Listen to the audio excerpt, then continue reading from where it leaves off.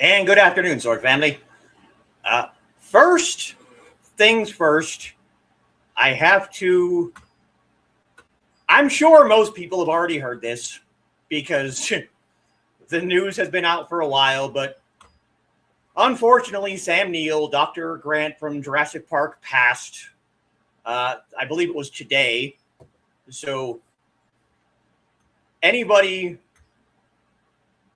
who was a fan of the man, go out and watch your favorite Jurassic Park movie after this. It sucks. But just something to throw things out there to start for the people who didn't already hear about it. But on a lighter note, we're going to be most likely heading into the Scholars Garden tonight. And you guys get to meet another very entertaining NPC. And just like I did with Gao the Lesser, I want you all to listen to the voice actor, and whoever notices who it is first gets a gold star. I got one right here. So listen to the voice of the Outlander, and whoever gets it first gets a gold star. So let's go ahead and run through the comments real quick, and we'll actually get started.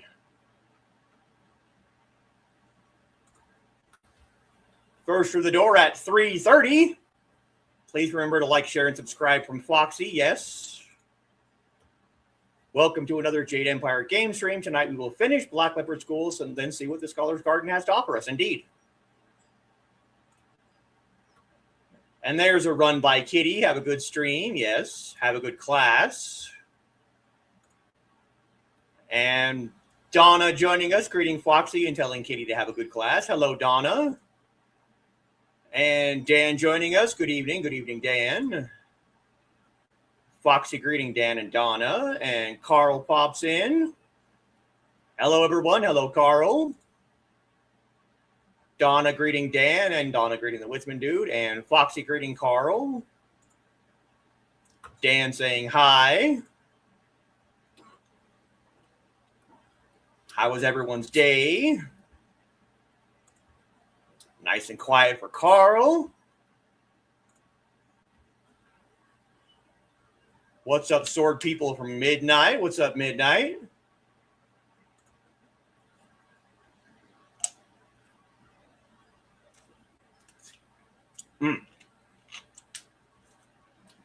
I got my coconut Dr. Pepper. Rainy, the dog won't go outside in the rain. Had to close the door because she wanted some of my supper, but I ate every bite. That's a dog. Hey, everyone, and hi, Midnight from Carl. Hey, Midnight. Hey to me. More greetings to Midnight. Always nice when you have an appetite. Yes, it is. Yes, it was very sad news. And Dawn joining us. Evening. Hello, Dawn. Greetings to Dawn. Greetings to Dawn. Greetings to Dawn. All right.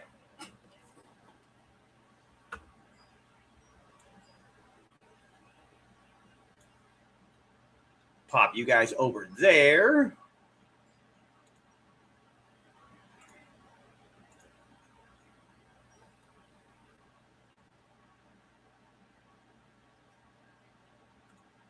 Add our comments on the side.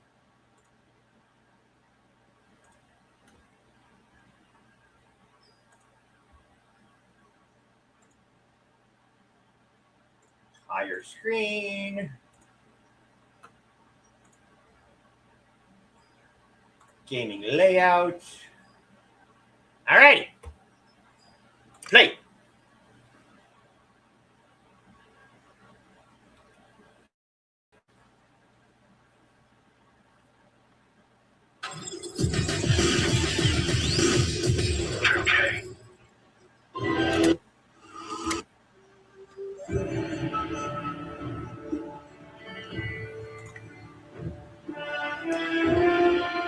13 hours and 54 minutes.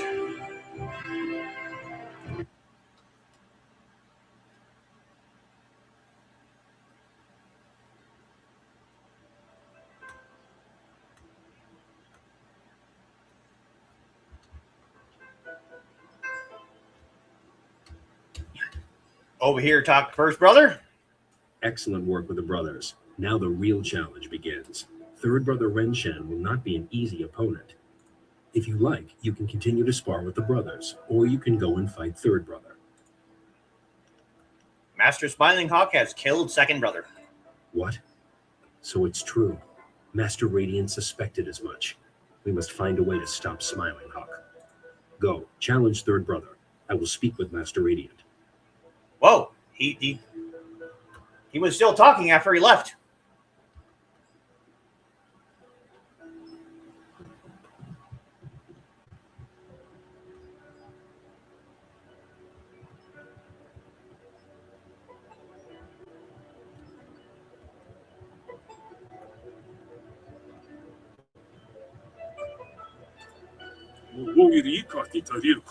You are a fool to choose Radiant over Smiling Hawk.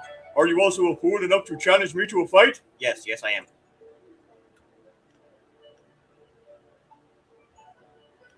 Your talk is cheap, third brother. Let's fight. Huh!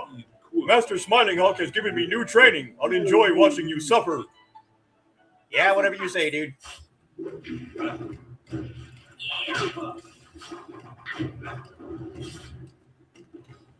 I'm not even going to give you... I'm going to give you more respect and honor than you deserve by not fighting you with a weapon, despite the fact that you're using scumbag styles to fight me. You're still going to lose.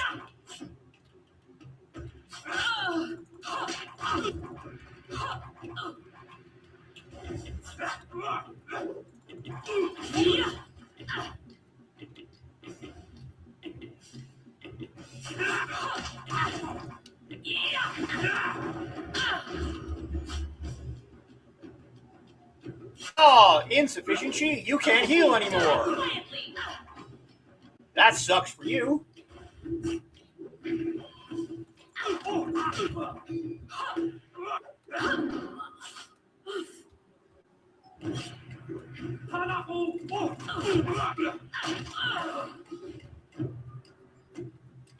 Look, he's barely touched myself. He's had to heal twice.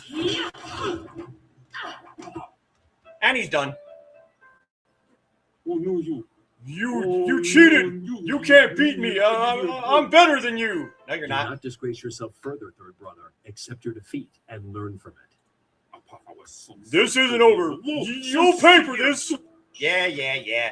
That was quite a match. I've never seen third brother Rinshan fight that well, and yet you still beat him. Thanks. It was a difficult fight. I think he had help from Smiling Hawk. I suspected something was amiss, but you overcame it, and you still won. Master Radiant was sure you would prevail. He asked me to bring you to him once you defeated third brother. You won't have to test yourself against me after all. Come, let's go see him. He is anxious to speak with you. Oh, we get to go talk to Master Radiant now. Cool. Oh my God! Master Radiant's a ghost. Whoever could have seen this coming?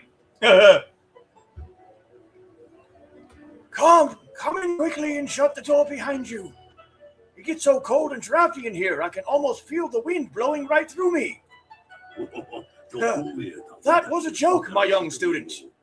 You are free to laugh if you feel so inclined. Everyone is so serious around here these days. If there's one thing I've learned since I died, it's not to take yourself too seriously. It can all end in an instant, and then it's too late to enjoy your life. The great Master Radiant is a ghost?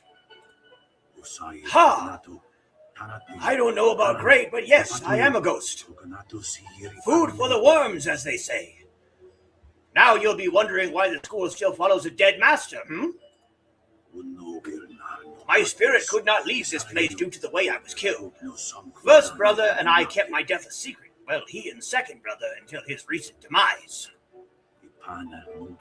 The other students just think I'm an irritable old curmudgeon who doesn't like to be disturbed. Not too far from the truth. But no doubt you're wondering how I died. Yes, I would like to know. Good, it's nice to have an eager listener, unlike some people who nod their head and pretend to listen. Wouldn't you say, first brother? Master, I never. Oh, stuff it. It's not like I really expect you to listen. Talking just helps keep my mind sharp. Now, where was I? Oh, yes, the story of my demise. Before Master Smiling Hawk was a master, he was third brother Liu. He was a gifted student, although not a very good fighter. He preferred books and knowledge over combat, but his thirst for knowledge was unhealthy. Smiling Hawk was never content with his place here. Eventually, he sought to move beyond his station and take what he had not yet earned. It's a dangerous path to tread. Very dangerous, especially for anyone who got in his way. At any rate, Smiling Hawk turned his considerable intellect to advancing himself.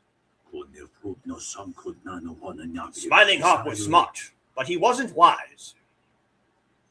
He discovered a technique that allowed him to harness another person's style and power. The technique was unnatural.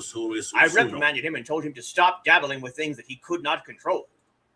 Of course, in my arrogance, I assumed he would obey my wise instructions, but Smiling Hawk had no intention of letting go of his newfound technique. Power is hard to gain and even harder to let go. An excellent point, and one that very few people grasp. You may yet prove to be an excellent student. At any rate, Smiling Hawk decided to try out his technique on me. With my power, he could become first brother, and more. But Smiling Hawk failed to realize the true nature of his technique. It does not merely borrow your style and power, it also takes your life. And so, with one stealthy encounter, Smiling Hawk not only gained my fighting powers, but also eliminated the one person who could challenge him. There's nothing more humiliating for a master than waking up and realizing you've been beaten by a bookworm. And in your own room, no less. What a shameless act of cowardice. Yes, but deadly just the same. There's a fine line between ambition and greed, need and lust. Smiling Hawk crossed the line and hasn't looked back since. Smiling Hawk chose the easier route to power, but it has cost him. The power has changed him and corroded his spirit, but it also makes him very powerful. First brother and I have kept him in check barely, but the balance slowly turns in his favor as he gains more and more power. How can we stop him? That is precisely why I brought you here. You alone have the skill and strength to defeat Smiling Hawk. There is something different about you. As a spirit, I can see your power and its source. It is different for you than for anyone I have ever met. I won't tell you that Smiling Hawk cannot harm you, but I'm certain he cannot steal your power. Not the way he stole mine, at any rate.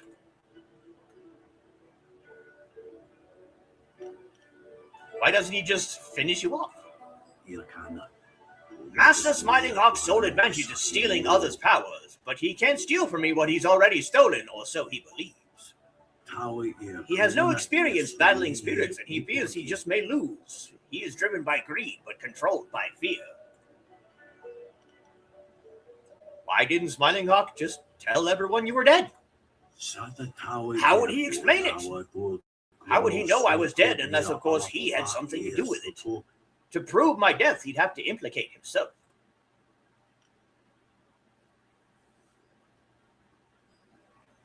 I will destroy the Smiling Hawk. Humility is not one of your strengths. Fortunately, you will not need humility against the Smiling Hawk. Good luck, young one. Be careful, but be courageous. I know you have what it takes to defeat Smiling Hawk.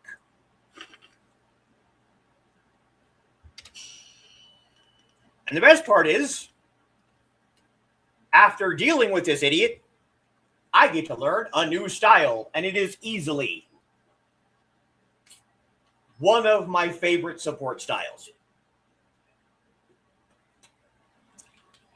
the one I'm about to learn, and Spirit Thief, once they are maxed out in level, tied for first place of my favorite support styles. After meeting with Master Radiant, you have decided to help him by killing Master Smiling Hawk. Kill Master Smiling Hawk.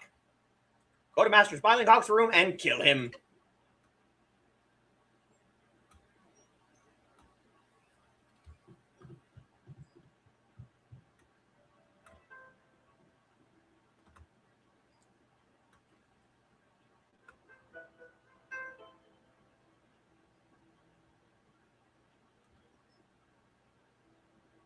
It's a giant abacus. This is the martial arts school, but they have no racks of weapons. Disappointing. Now this fight is actually pretty bad. It's a serious fight.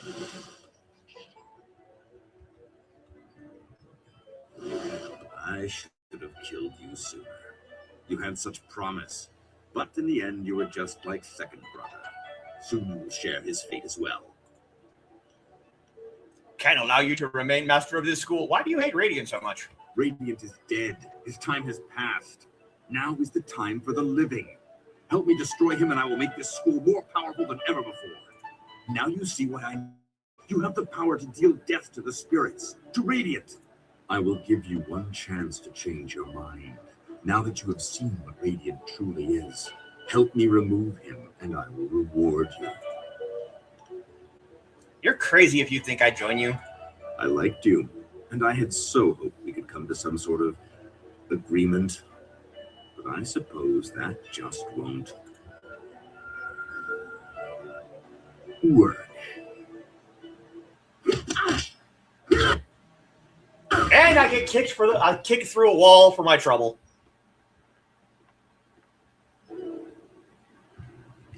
Now I will give you a demonstration of true skill. Well, let's see it then. Unfortunately, you won't be around long enough to learn from it.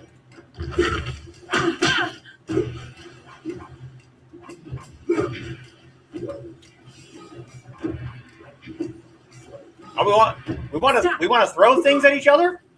Darkly.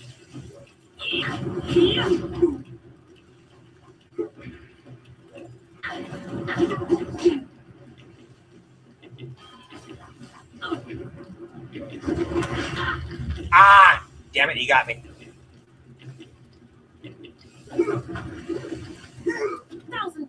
Now we're going to Marshall? All right, let's go to Marshall style. She's attacking Master Smiling Hawk. I'm going to finish you off this time. No, you won't. No, third brother. I have a much better use for you. Master, no!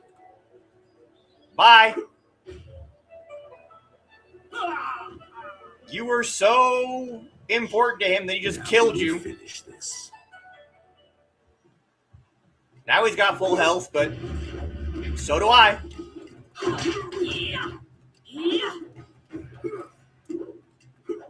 I think he's using White Demon because it's incredibly slow.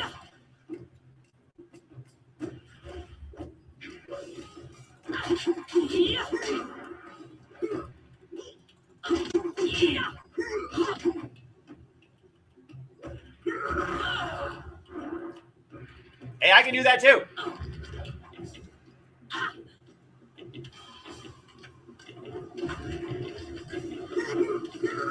Are we throwing stuff at each other again? Cool.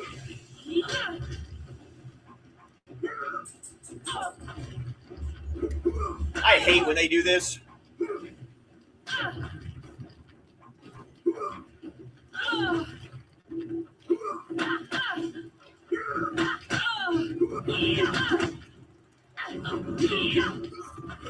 Bye. You killed him. Yes, I did.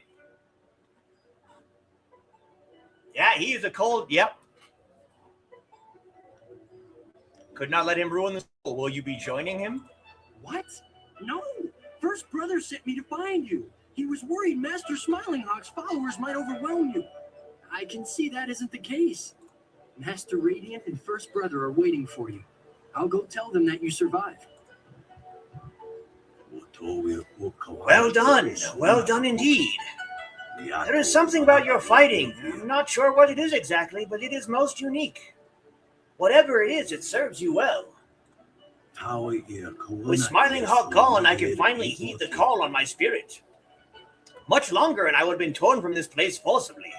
Master, why must you leave? I still have so much to learn from you, and we need a strong master to rebuild the school. Brother Kai, there are some things you must learn for yourself. As long as I stay here, I am holding you back. And besides, you are ready. You know enough. And what you do not know, you'll figure out. That is what it means to be a master. Congratulations, First Brother, or should I say, Master? Thank you. If it wasn't for you, well, this never would have happened. It seems to me that you're the one who should receive this honor. Don't let Kai's compliments go to your head. You did us a great favor, and you're welcome here at any time, but you're no master. You are very likely the most skilled fighter I've ever known, but your path lies in a different direction. Many directions, if I don't miss my guess. The school needs stability, and right now, Kai offers that. One day, when your adventures are done, you'll make a great master. Until then, your thanks is enough. Bah! Humility is overrated. I will offer you something more than thanks. Before I leave, I'll teach you a style I learned in the spirit world. I was afraid to use it against Smiling Hawk. If he had stolen it from me, he would have been almost unstoppable. Well, are you interested in learning, or are you just going to stand there? Yes, I'm very interested. Watch and learn. If you are as good as you seem, I should only have to show you once. Bong! The style you just learned is very rare. Its original master died centuries ago, but the spirits know it, and now you do as well. I must be going. First Brother Kai will never truly be master until I am gone. The students must follow him and him alone. I would speak with you alone, Master Radiant, before you go. If you wait outside, I will join you in a minute. I have something I would like to offer you, and thanks for your help. Hey, Dave.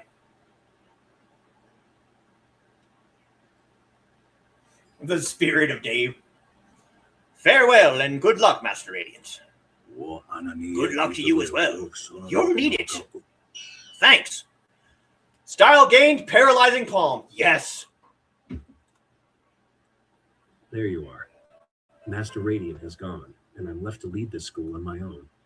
I'll miss him very much, but at least we are rid of Smiling Hawk. I wanted to thank you for all you've done, but I also wanted to show you some items that belong to Master Smiling Hawk. I thought you might find something of interest. Glad I could help. Is there anything more I can do? You're welcome to visit the school and spar with us whenever you like. The students need someone like you to knock some sense into them from time to time. I want to practice fight. Good. I could use a good fight right about now.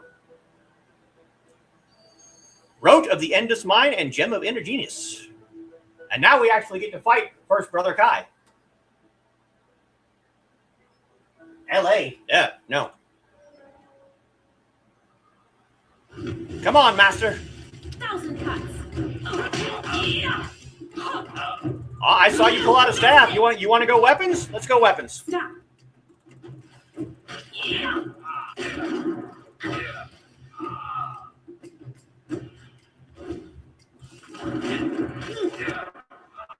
Done.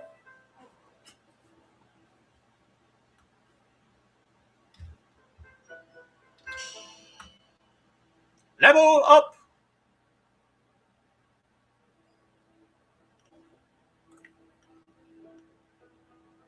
Three. And 3. 432, 453, 434. 17 style points. Okie dokie. We got to point some points in paralyzing palm. Chi damage, duration, speed, Chi damage, duration, speed. Chi damage, duration. There we go. So now, Paralyzing Palm is almost at the same level as Spirit Thief. Ooh, knocked out power for 4 hours? Ouch. That sucks, Dave. I'm sorry. Okay, let's see. Okay, let's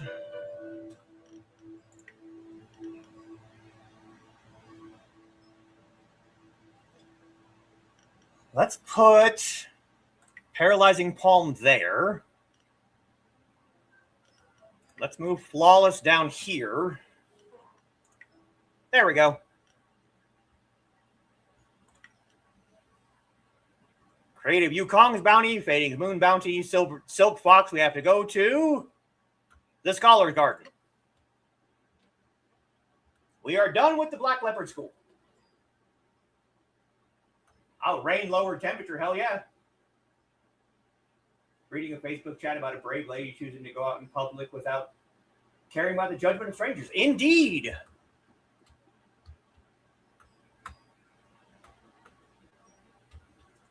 So now we're off to the Scholar's Garden, through the Golden Way. Been working on that myself. I'm pretty sure all of us have been working on that. I know I have for quite some time.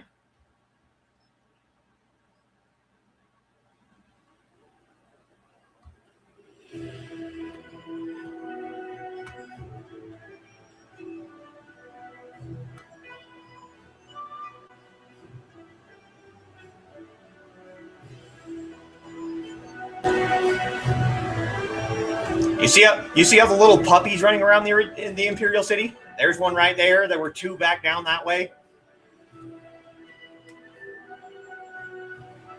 I am going to say something that's going to upset every single animal lover in the audience, but once you get to... Oh, damn it. Once you get to a high enough level of closed fist,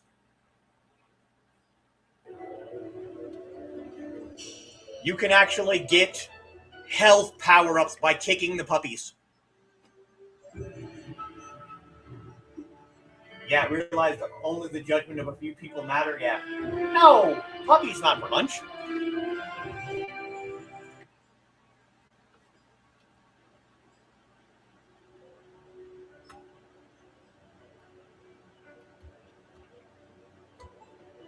This guy up here.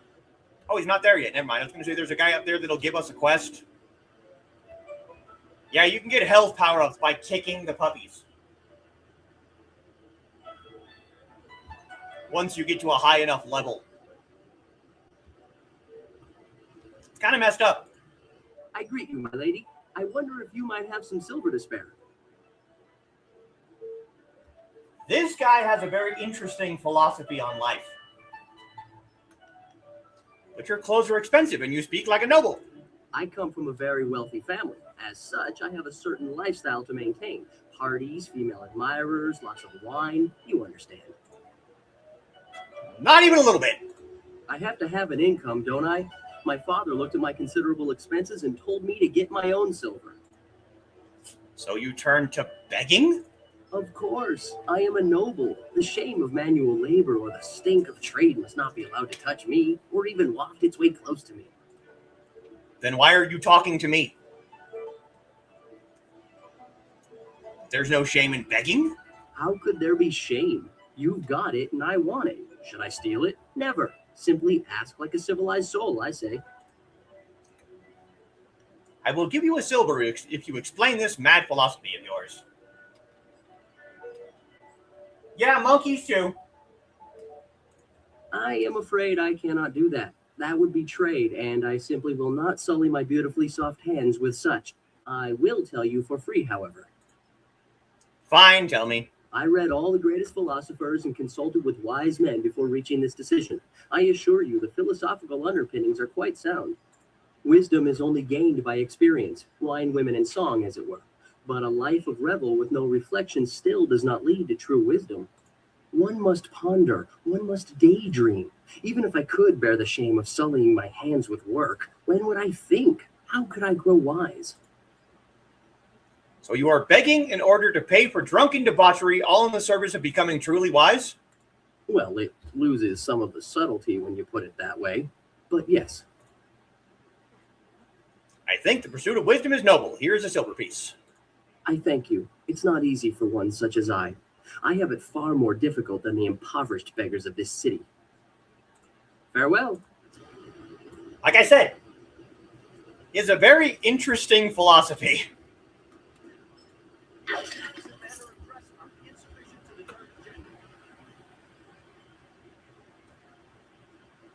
Puppy, puppy, puppy, puppy, puppy, puppy, all the puppies.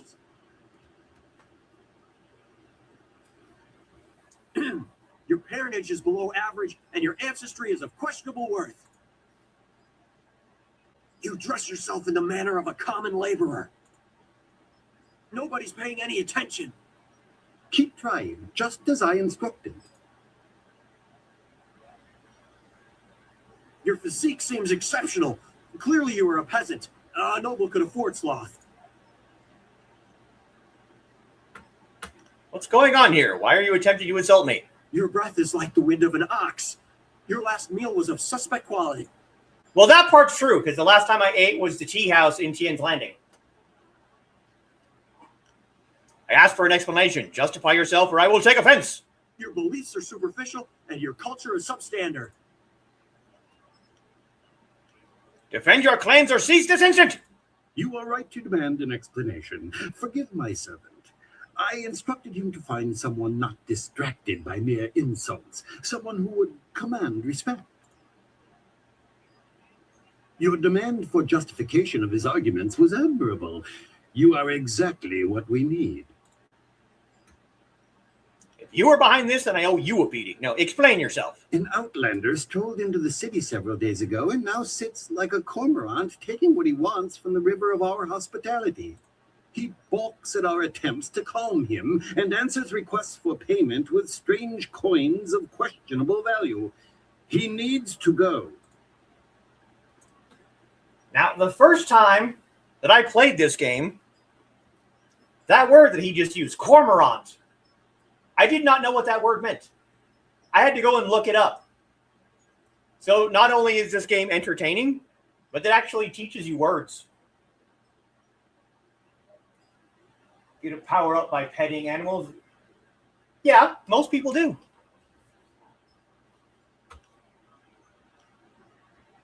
Where did this man come from? He claims he crossed the Glass Sea, which would mean he's from the mysterious East. I've heard reports of minor trade with that region, but only on a small scale. Even if they buy the occasional bolt of silk, everyone knows there are only barbarians outside the Jade Empire, and his manner confirms it. He insults the Emperor. So far, he has escaped the notice of any higher officials. Perhaps he was mistaken for an actor in a troupe, but that will not last. If he is reported, the Lotus assassins will take notice. They'll want to know if he was harbored or his offense was encouraged. Guilt by association is enough for them. Perhaps I can reason with this outlander. That's what's so infuriating. He doesn't respond to reason. He proposes challenges we don't understand and then declares himself the winner. Several of our brightest have faced him, but as soon as they get the better of him, he sets off his strange firework and says they are beaten. Normally, the peasants like it when we intellectuals are maligned, but they tire of his presence too. Getting rid of this nuisance will endear you to many. I will teach him not to mock our culture. I hope your ability matches your conviction. Several others have fallen short, despite their outrage at his antics. Yes. He is in the It's a scholar's bird. garden, and no amount of opposition has moved him. Please, I hope you will prove to be a worthy opponent. So now we get to go and have a debate with an outlander who insults the Jade Empire, insults the the Emperor, which, whatever. We're going to have a debate. Music and the arts. Music and the other arts are vital parts of life in the Jade Empire. As with any truly civilized people, even the common man can enjoy the benefits of music in his daily life. Only the music of the Jade Empire itself truly satiates this primal urge. The lesser, more savage peoples that surround us know nothing of true culture, and their primitive beatings and wailings cannot touch the soul as truly as have the masterpieces of Water Swallow or the heart-wrenching tragedy of Falling Star. For this reason, if not others, it is our duty as a cultured people to bring civilization and joy of the arts to those less advanced and gifted societies.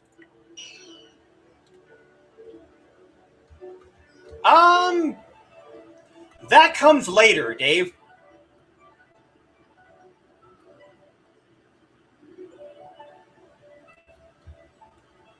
One thing I want to emphasize is this area, the Golden Way.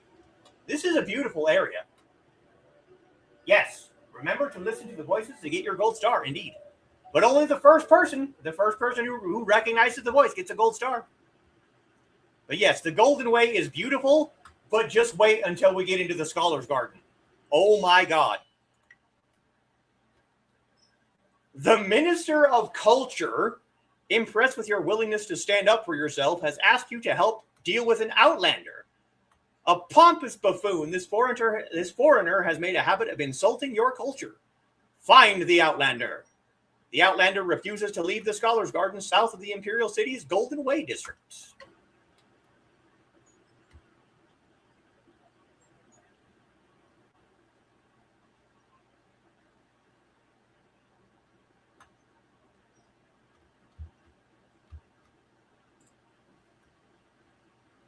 That is the front door to a hostel. Look at that. The busy streets are almost overwhelming. It is hard to keep focused on what we need to do. This sign says, Enlightened Stage. Plays occur on this stage, one of which we will take part in later. We're going to take part in a play.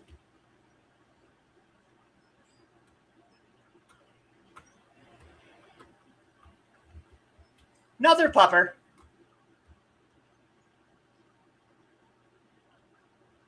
To the Scholar's Garden, indeed, yes. We will meet with Silk Fox again. There she is. I didn't expect you in your strange training to make it to the Imperial City. You are proving to be a very interesting person. I should have seen it coming. I suspect that we share a similar strength. What do I call you, Silk Fox or Princess Sun Lian? As the Heavenly Lily, I am above suspicion, but I am restrained by fawning servants. Silk Fox can go anywhere, and people are not shy about their reactions. There is a thrill, of course, and it allows me to find information useful to us both. Death's Hand brought your Master Li to the palace a few days ago. I saw the flyer. He was bound in chains. He must be powerful, but I still don't believe he is Sun Li, the glorious strategist. You didn't recognize him as family? I was too young to know him. I was told that he and Prince Qin, the third brother, fell defending the Empire 20 years ago. Now it seems they may have been traitors. I discovered this looking through records for information on Death's Hand. Perhaps he tried to influence Sun Li and Sun Qin before corrupting my father. But it doesn't matter who your master is. I could take you to the palace, but Death's Hand controls what my father hears. He must be discredited for you to succeed. I must get to the palace. What do I need to do? Death's Hand has almost total control over my father. We must find conclusive evidence of his crimes and reveal his corruption. And I know how. Construction on the wall has stopped for the first time in generations. The workers now toil in factories building powerful creatures of stone and clay called golems. Death's Hand could use these automatons to seize the Empire, and my father is oblivious. We must infiltrate the Lotus Assassins and find evidence of this treachery. I've been fighting the Lotus Assassins. How can I infiltrate them? Golem factory like you described can't be small. What if we just identify it? My father may have approved the factory without considering what it could be used for. If we just tell him my suspicions, he will dismiss them. We need proof of Death's Hand's intent from the seat of his power, the Lotus Assassin Fortress. It would be impossible to assault, so just walk in. They are recruiting. I've fought a number of them. I would be spotted. Have any Lotus Assassins who saw your face lived to report back? I doubt it. They will not recognize you as the person who fought them in Tien's Landing. They have a vague description full of guesswork that has guards holding people at random. Besides, they expect an attack, not someone trying to catch their eye. I would wager that you may profit from their tasks too. Can you see the beauty in using their own methods of recruitment to fight them? I think they deserve it. How can this be done? There are guilds within the Lotus Assassins. Executioners look for fearsome warriors. Inquisitors are more subversive, and they look for cunning in their agents. If you prove yourself in the arena, they will notice you. My people can spread rumors of your interest. The executioner will take a real interest when you finish the silver round. Or if you prefer, the Inquisitor recruiter is also seeking new people. He might be open to persuasion. You know a lot about the Lotus Assassins. Why? Death's Hand rules over the Lotus Assassins, so I take special interest in their activities. I've had most of my life to ask questions. You suspect my motives? You have no reason to doubt me. If I wanted the Lotus Assassins to find you, I could simply tell them your name. I will go see what I can learn in the Imperial Arena. Yes, I will have my people spread rumors of your interest. Once you pass the silver round, the executioner will take an interest. I'm sure he will find you as impressive as I do. Or, if you prefer, court the Inquisitor. Ask Scholar Dongao in the Scholar's Garden about him. I hear Dongao is closer to the assassins than he should be. Unless you want me with you, I will wait at your flying machine. You travel with such interesting peasants. I'm sure I'll be entertained for hours. Wait to the flyer. I will speak with you later. Of course. I look forward to it.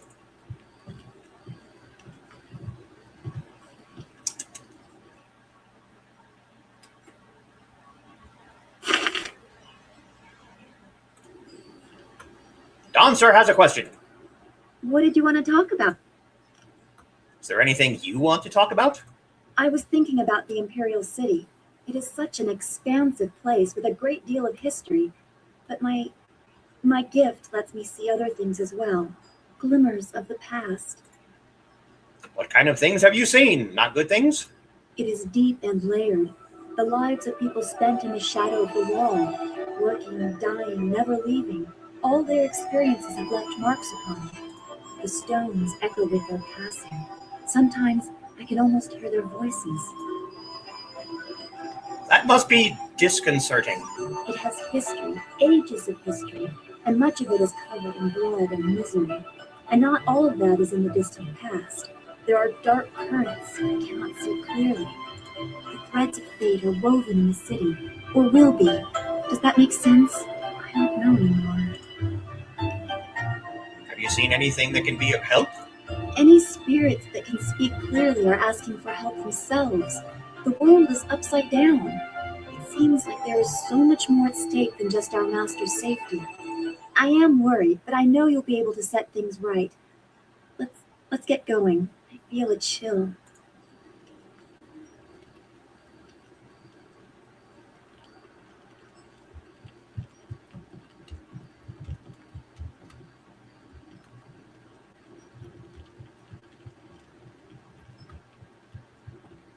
Oh, look, a book stand.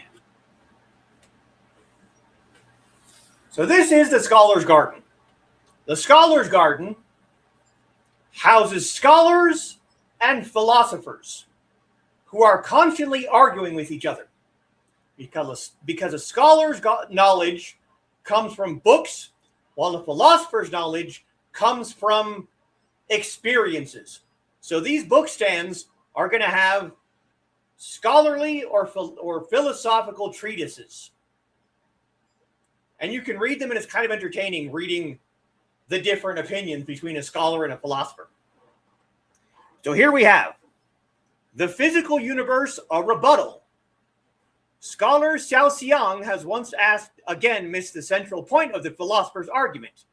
We do not wish to stall development, nor do we seek to stop people from learning. Philosophers see the work of the divine in the physical world and oppose those who defy tradition only because they find those customs inconvenient or outdated. Learning and respect for the past need not be mutually exclusive. We seek only to learn in a way that does not honor the celestial beings that give us our very lives.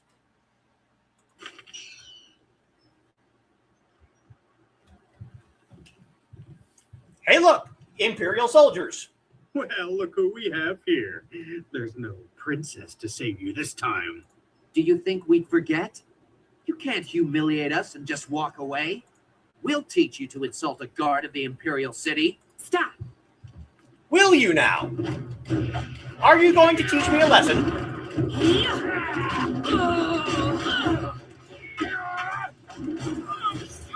I don't think you are.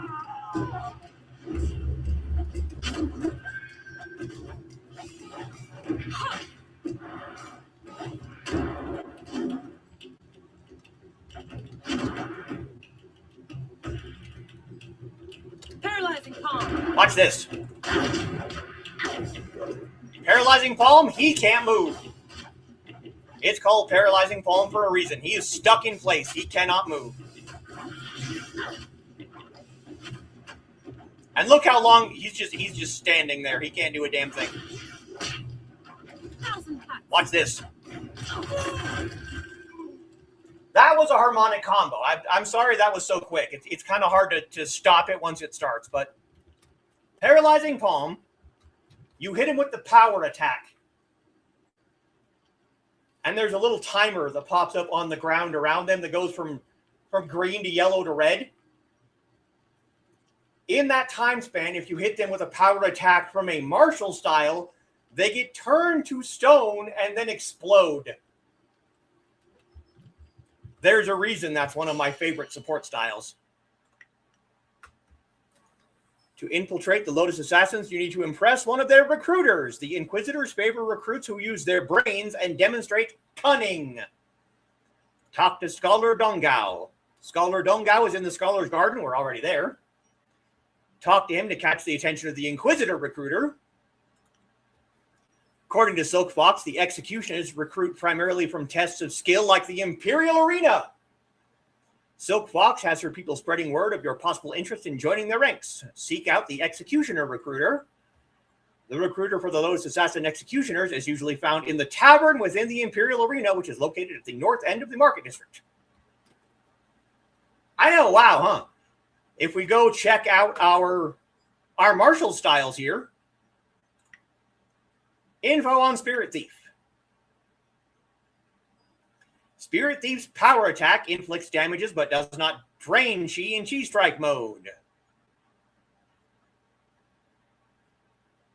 Unique style drains chi from enemies. Paralyzing Palm. Info.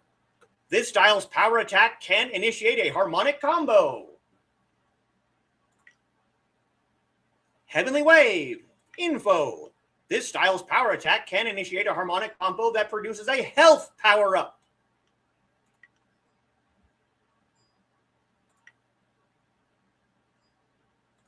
So Spirit Thief does not have a harmonic combo. I don't like you. Kablam, yes. Spirit Thief does not have a harmonic combo, but Paralyzing Palm and Heavenly Wave do.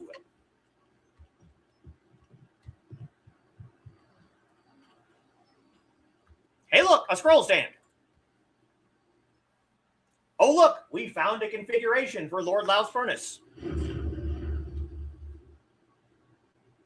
Oh, look, there's Stoller Dongao. Welcome, friend. The lecture won't be starting for a little while, though your enthusiasm is appreciated. I wouldn't worry about seating. Those interfering philosophers have made sure that very few people will be attending the lecture. Could I ask you some questions? Certainly. We can't learn without asking questions. How can I help you today? Tell me about the Scholar's Garden. Don't let the name fool you. There are fewer scholars here than you might think. We are far outnumbered by those obstinate philosophers. The philosophers believe that the gods dictate everything, from the rising of the sun to the changing seasons. If the summer ends too soon or too late, the gods must be angry.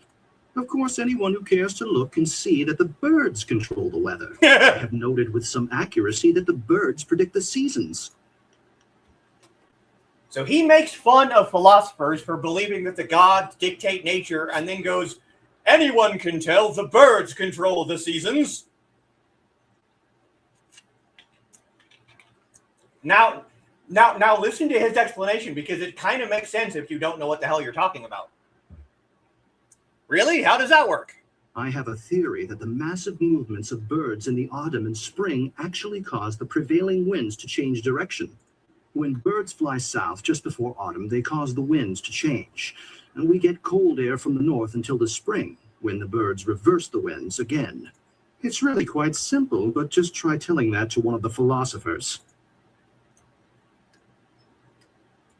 So, yeah, I mean, he's noticing that the birds fly north and south during the change of season, but he's attributing the change of season to the birds instead of attributing the seasons changing to the birds leaving. Why do you mistrust the philosophers? Don't get me wrong, I like most of the philosophers, but their strict adherence to aging traditions makes them very difficult to deal with. They're always preaching about peace and harmony. Really, we kill and subdue the creatures of this world in order that we can survive. Where's the peace in that? Can a man survive long enough without eating meat? What about the grains we use to make our bread, or the hides we use for any number of things? We consume constantly. Peace and harmony are wonderful ideals, but in nature, only the strong survive, and they don't do it by being peaceful.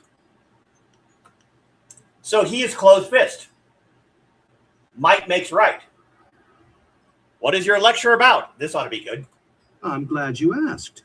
Today I will speak on my theories of cloud formation. That was my first major discovery, though it hasn't been widely accepted yet.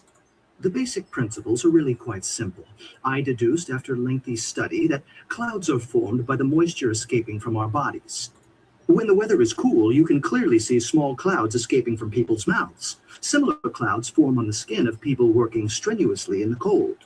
These clouds of breath rise up and collect near the tallest peaks, where it is almost always cloudy. This was one of my finest discoveries.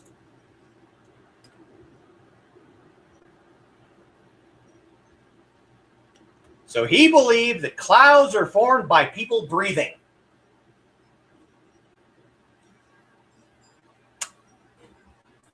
Can you tell me where I can find the Inquisitor recruiter?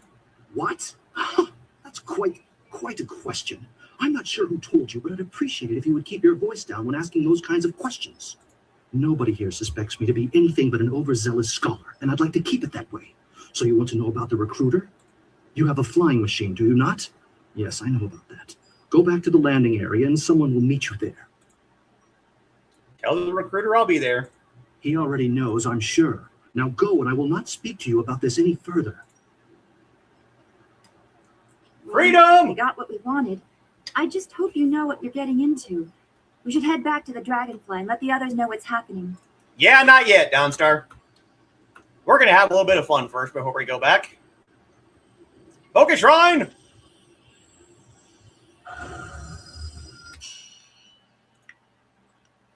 Starlord Dongao did not seem at all surprised when you questioned him about the Inquisitors. He agreed to set up a meeting between you and the recruiter, bringing you one step closer to infiltrating the Lotus Assassin ranks. Meet the recruiter.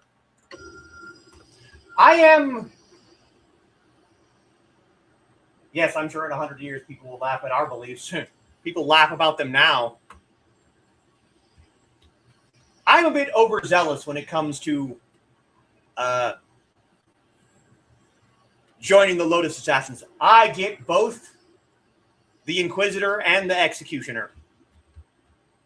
I could do just one or the other, but where's the fun in that? The Physical Universe, the Scholar's Hypothesis. This is the paper that the other one is rebutting. To suggest that I, of all people, do not understand the significance or the importance of the celestial beings is preposterous. I pay my tributes at the temple before I honor those who gave us our minds and our curiosity. Philosopher Jiang ignores the crux of the problem by hiding behind his arguments of divine belief.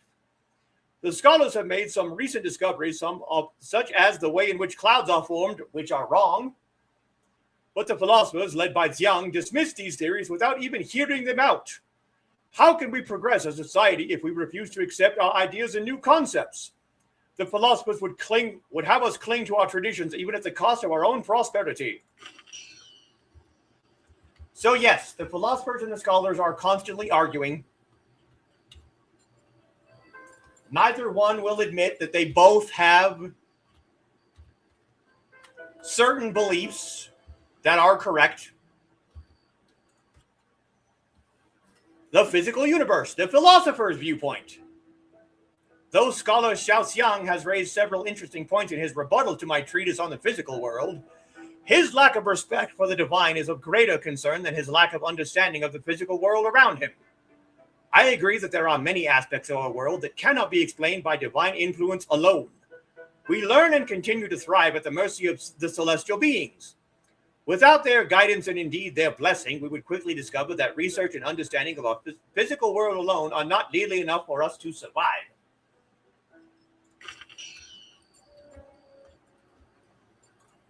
Hello there, traveler. Forgive my forwardness, but I noticed your arrival earlier while I was at the tavern. That flying machine of yours is truly a marvel. I actually have a design for a new prototype flyer, and I hope to get funding to build it one day. The other scholars aren't interested in my inventions, though. Could I ask you a few questions? Me? You want to ask me something? Well, sure, I'd be glad to help you if I can. What would you like to know? Who are you? What is it that you do here? Oh, I'm Scholar Zenyu. I'm one of the newer scholar elites. I was actually born in the poor quarter, but my uncle brought me here when I was only 10. He knew I would never have a chance at a real life unless I had some proper schooling. I've lived here with him ever since. Tell me about the Imperial City. That's right, you're new here, aren't you? Well, where should I begin? There's so much to tell you. There are several important areas here in the city. Of course, there are also many different services, too. I'm not sure what to tell you first. Tell me about the city services. One of the best places in the city is the arena. Just don't tell my masters I said so. If you go to the arena, you'll also see the heart of the Empire Tavern. And of course, there are several shops and merchants with all manner of supplies available. All of that can be found in the market district. Tell me more about the tavern. I'm not supposed to go there. At least not when I'm studying, but it's hard to resist. It's known as the best tavern in all the Empire. I actually do some of my best thinking while I'm there. I like to sit in the upper rooms with a bit of wine and just look out over the city, or the arena. What can you tell me about the arena? It's one of my guilty pleasures, I have to admit. When I was a little boy, I used to dream of fighting in the arena. My uncle had other plans, however. At any rate, watching those fighters compete is one of the most exhilarating experiences. You look as though you can handle yourself in the arena. If you're interested in fighting, you should speak with Kui the promoter. You can find him in the heart of the Empire Tavern most of the time. Still have people in 2026 who think the world is flat, or that dinosaurs were on Noah's Ark, or believe in Noah's Ark, or are anti-vaxxers, or are believe that they're Google foo and their doctorate of Facebook makes them smarter than doctors. Like to go back to my other questions about the city. Of course. What do you want to know? Go back to my first question. Sure. What would you like to know? Have you heard any interesting rumors lately? A city like this always has rumors. Some people say the ghosts are angry and attacking innocent people. Another rumor suggests the Emperor is dying. But I wouldn't believe any of that.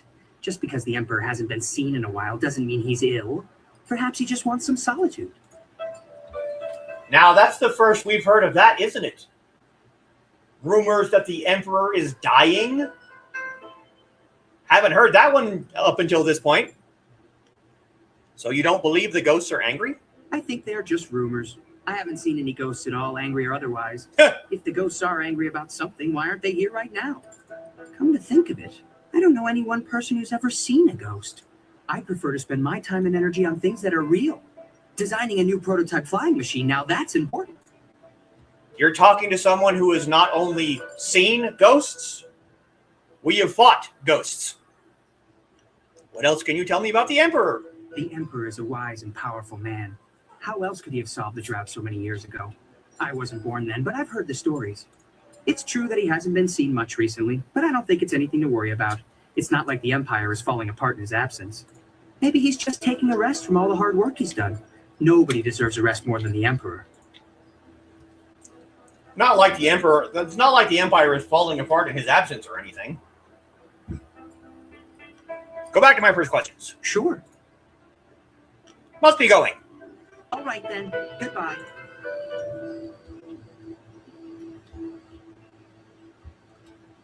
Philosopher! Hmm? Yes? Come closer. I cannot see who you are. Is that you again, Zenji? Ah, no, it is not. I can tell by your breath. Please come no closer. What is it you want with old Shen Dao then? I want to get back to my meditations before I pass away from old age. Please be calm. I just want to ask you a few questions. Calm, you say? You wouldn't know calm if it shouted its arrival in your ear. All the world rushes madly about you and you expect you to be calm? Ha! It's a wonder that I get any peace at all. Well, go on, but be quick about it. You grumbling old windbag, shut your mouth and keep it closed. What is it that you do here? If you don't already know, I doubt I can explain it to you. The ways of the philosopher cannot be described in such a short time. I am the eldest philosopher here, and so I seem to have no end of people chasing me about and asking inane questions. Tell me about Death's Hand. Oh, I see your senses have truly left you. You don't have to be a master to know that questions like that can get you into trouble. You want to know something about that fiend? I suggest you ask him yourself, though I doubt you have the temerity to do so. What do you know about the Emperor? Which Emperor? There have been many, you know. You must make your questions more clear if you want a clear answer, I would assume that you mean Emperor Sun Hai. I can tell you that I know a great deal, most of which you have no need to know. Suffice it to say that the Emperor is a great man who has lived through many hard trials. He is far more powerful than any emperor I have known in all my days. The real question is where he gets that power. But I go too far. It is unwise to speak about such things, especially to people like you. I'm searching for Master Li from Two Rivers. That is not a question. How can this Li call himself your master when your skills are so obviously underdeveloped? You have not even told me that this Li is a master of. Is he a master of knitting or martial arts? How can I give you an answer based on such flimsy questions? Perhaps your master was so frustrated by your ineptitude that he decided to quit and leave his town in Two Rivers. I certainly wouldn't blame him. Yeah, bye, dude. Good, good. You go now. May heaven guide you someplace else. He's kind of a dick.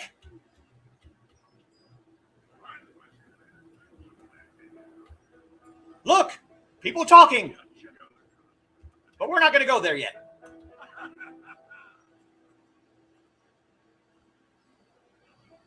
We're going to go around the other way. Spirit font.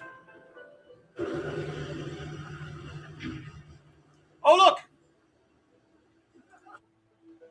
The Long Drought. The Long Drought stand as one of the worst periods in the Jade Empire's recent history.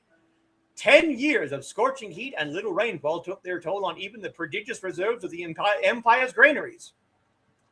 The sages predicted at least 3 more devastatingly dry years, while those in the Ministry of Harmony watched the death toll mount into the hundreds of thousands. Then Emperor Sun Hai declared that the drought was over, and somehow it was. Hey, bro! What's up, dude? Through the Emperor's divine will, green returned to our parched land and stability was restored.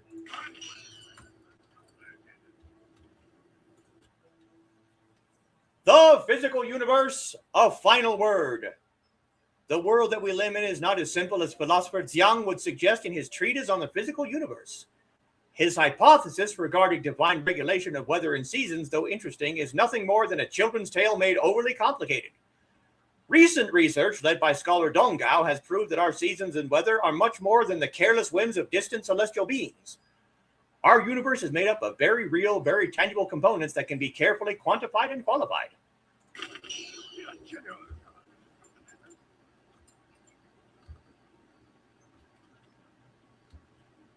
This city has so many wonders. I never dreamed of such a place. Oh wait, we have to switch. We have to switch followers for a minute. Scholar Kong Yu. Weren't we looking for a guy named Yu Kong? We have to switch followers. Not focus. Let's keep things. My blades are yours to command. Now, there's a reason that I switched to Sky as a follower before I have this conversation. You'll see in a minute.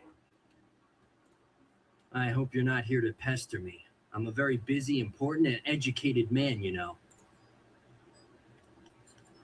Have you spotted anyone acting suspicious around here? Suspicious?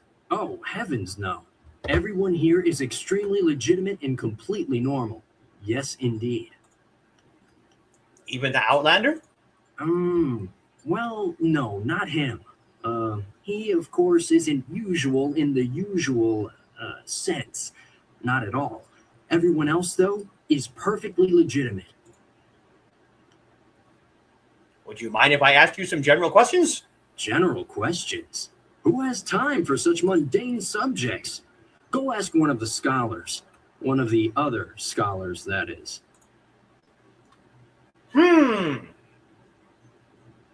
He seems to be a bit overly specific about things, doesn't he? What sort of studies keep you so busy? All manner of studies. The history of dramatic systems, applied theology, and celestial integration. All of these are vital pursuits of knowledge. Not that you would understand such lofty matters.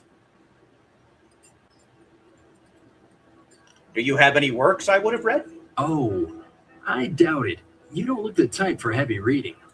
You're far too fit to be properly read. Of course, none of my books are published yet, but as a scholar and a respected one, I will most certainly pen some marvelous books someday. Why don't you tell me about the history of dramatic systems? This answer should be interesting. I have a question I would ask of this scholar, if you would permit me. Well, you see, drama can be broken down into several systems, and I study the history of those systems over time, how they've changed, and that sort of thing. My friend would like to ask you a question, if you don't mind. This is why I brought Sky with me. Well, of course not. A student of theater, are you? I was just wondering about the recent shift in dramatic presentations away from the customary iterative productions where the fourth wall is regularly deconstructed. Does the shift towards more codified productions with barriers established between the presented world and the actual environment create a more immersive experience? That's what I thought. Where did that come from, Sky? He's not the only one who's had to spend some time in hiding in this garden. I, however, did my research. This is clearly creative Yukong, though I'm not sure he's earned his name. Of course not. Dread. This isn't working at all. How did you know? Your studies weren't very convincing. That was a pretty sad example of posing as a scholar. You're here to hunt me down, then. Lord Rento has it in for me, and I figured it would come to this. I don't suppose running would do me any good. How did someone of your skill manage to con a noble anyway? I was unjustly accused. I simply petitioned Lady Rento for some silver to support me as an actor. Patronage, it's called. She agreed, but her husband flew into a rage when he found out, and now I have a death sentence on my head. It's not fair. And if you were a decent person, you'd help me get out of this city instead of taking me in. It's the only way I'll get clear of Lord Rento's wrath. Do you have any proof that you were falsely accused? You need more proof than my pathetic attempt to pose as a scholar? How about the fact that Lord Rento was out of town when I built him? Not that anyone but Lady Rental will confirm that for you. Still, it should be apparent that I'm not some great confidence man.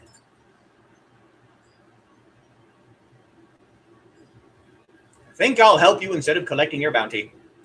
We should go see Captain Sen right away if you're sure. Is now a fair time to go down to the gate to get me out of here? Not right now. I understand. Attend to whatever else you had to do. And if you're still willing to help me, come back and see me. So, theater people. Really sad that he's an actor and was still not able to answer said question. But theater people. What exactly did Sky say? What was his question about?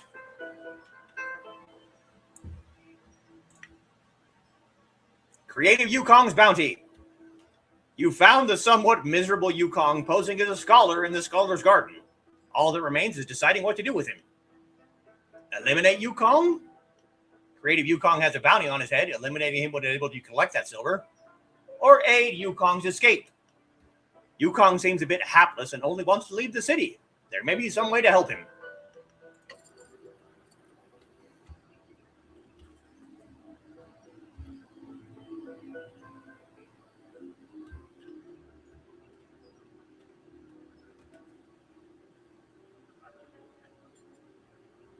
Very good, Carl. Yes. His question was basically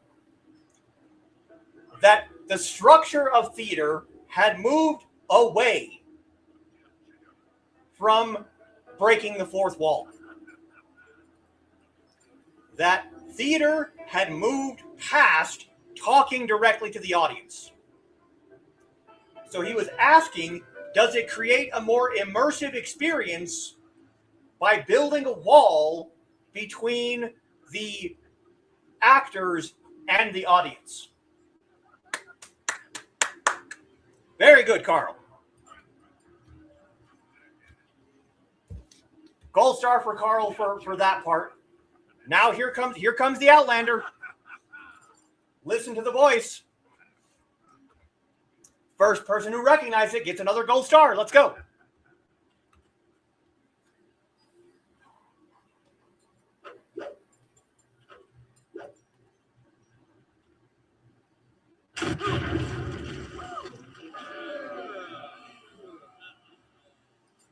As amusing as your savage dances are, once again I have proven the superiority of setting your nose to the grindstone and not mucking about.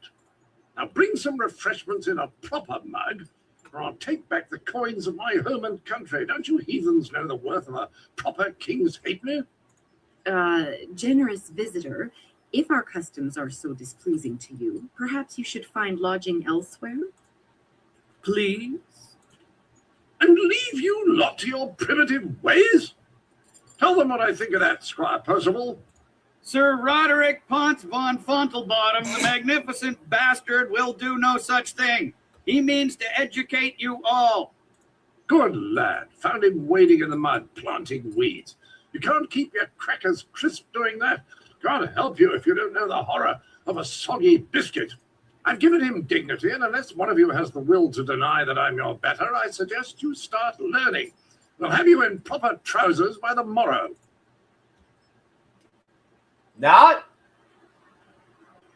quite, Dan. Soggy biscuit. Sir, your arrogance is astounding. We are a cultured people. What's that? Someone stepping to the fore? Let's have a look at you. A woman?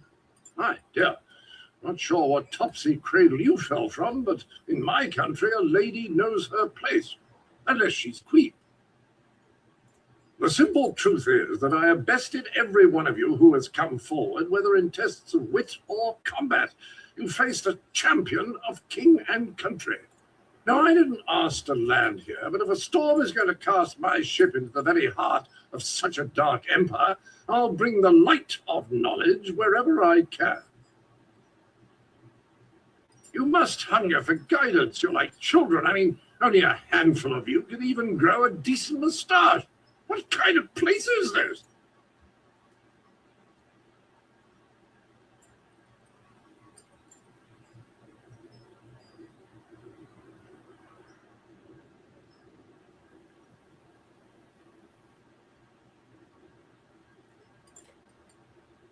Nope, nope, nope.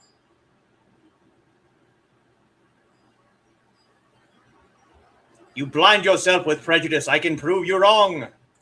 Can you now? Shall we put that to a test? I welcome the chance that you might impress me with a glimmer of intelligent insight. But I will acknowledge that I am likely to disagree just because I know you are lacking. We will need educated men to judge the merits of our arguments. What kind of contest are you looking for? I've gone to great pains to learn your barbaric tongue, only to find that none of you has much to say. Can you convince me otherwise? I've heard a distinct lack of couplets and quatrains, to say nothing of pentameters. Is it any wonder you people live as you do? I charge you with defending the heart of your people. If a group of judges determines that you have adequately done so, I will declare you the winner. Very well, I will agree to this. Who shall judge? Whoever you wish. These five standing here. I'm sure there will be a balance of opinion. The test must be fair.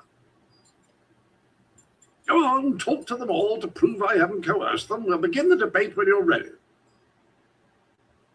Then we'll see how you fare in combat.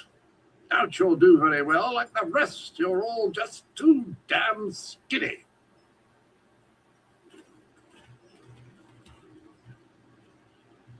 I heard you accept the Outlander's challenge. I'm grateful you have seen fit to defend us all. I would be honored to sit in judgment of the debate. Several of my fellow scholars have also volunteered. I trust you will judge fairly. To do otherwise would only help the Outlander win in the long run.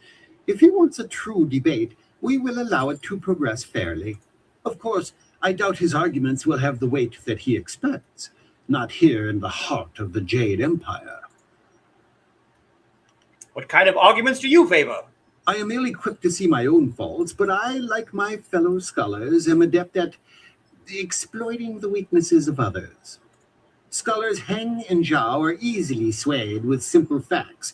Cite such details, and they are certain to change their opinion either for or against. What strategy should I take? The best course is to appeal to the individual preferences of the judges. We are theoretical thinkers, really. It is not so much the subject, but the tactic that triggers reaction. Each judge will respond only to argument styles they favor. If a judge likes fact, use it once and he will join your side. Use it again and he will switch back just to further debate. Other arguments may not interest him at all. I'll get ready for the debate. Goodbye. I wish you luck. I look forward to your defense of the Empire. Squire Percival! That's not even his name.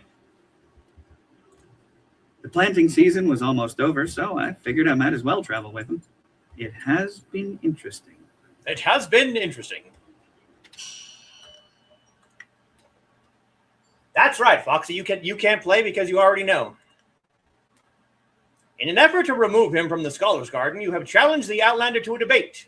5 notables from the Scholars Garden will judge your arguments. Prepare for the debate. Each of the judges react to a particular type of debate. If you can identify what type of argument will sway the mood, you may be able to end the debate quickly. When you are ready to begin, speak to the Outlander again. So each scholar reacts to a certain kind of debate answer. Yes, you didn't know before I told you this is true. Each scholar prefers one specific kind of debate answer over another. The mysterious East. Scholars know little about the culture that lies across the glass ocean.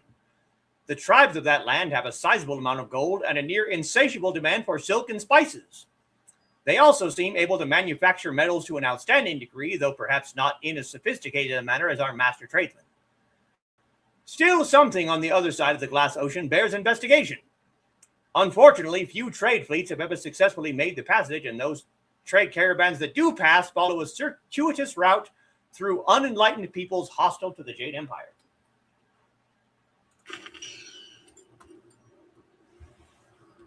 Scholar Zoe. Oh, this is exciting. I've never been asked to jury a debate before, and now I'm the third of your 5 judges. My name is Scholar Zhao.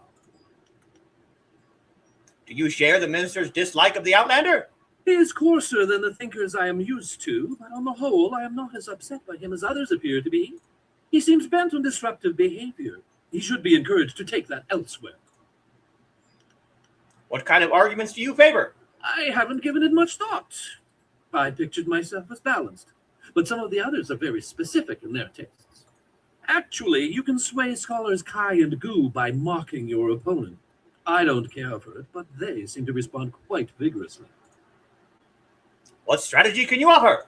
I've argued in this group of scholars many times before. We are so used to each other that we will change opinions just to further the debate.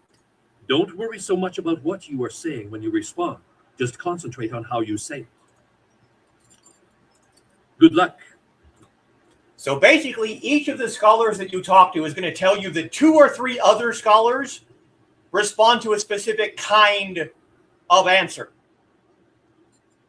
And you have to kind of keep track of who responds to what in what way.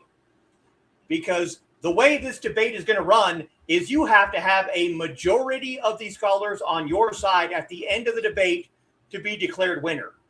Now, there is a method to do this where you can get all 5 scholars on your side after just 3 questions. I'm not going to do that this time because I want you to see the entire debate and the process by which it happens. But you can, and Sir Roderick Ponce von Fontelbottom, the magnificent bastard, even says that if you get all 5 scholars on your side at any time, he will admit defeat. So it is possible to do, but I'm not gonna do it this time. I want to get through all 5 questions. Greetings to you. I am Scholar Hang, and I will be serving as the second of 5 judges for the debate. I look forward to honorable discourse. Why do you dislike the Outlander? Because he's a dickhead? I don't dislike him. I find some of his points to be worth discussing, but Sir Roderick is a bit disruptive for the garden. He may bring attention that we do not want. It would be best to peacefully encourage him to be on his way. What kind of arguments do you favor?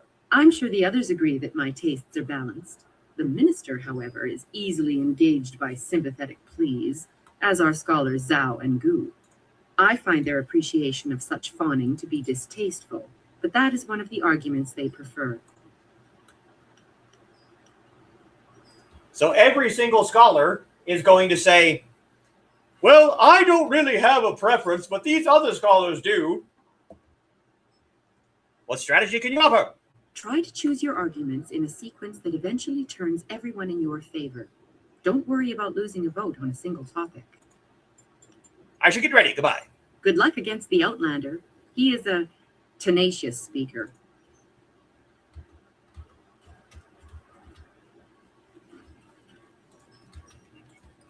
Ah, so you are the one who will debate the Outlander.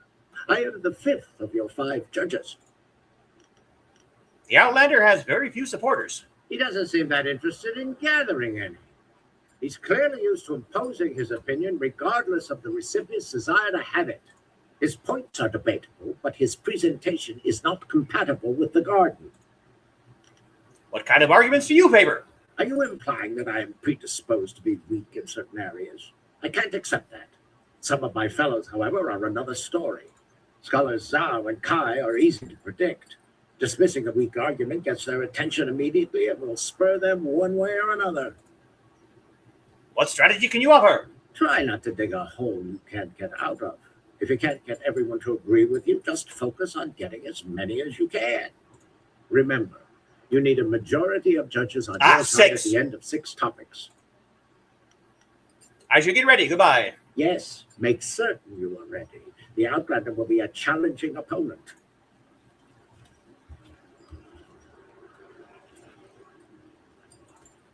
I greet you. My name is Scholar Kai, and I will be the 4th of 5 judges for the debate. I suggest you don't mess it up. Do you share the minister's disdain for the Outlander? He is an insult to our accomplishments as a people. If you fail in the debate, at least take him to task physically. I don't care where he came from. Anything to get him on his way. What kind of arguments do you favor? I am always impartial, but some of my fellows are easy to goad into decisions if you know their tastes.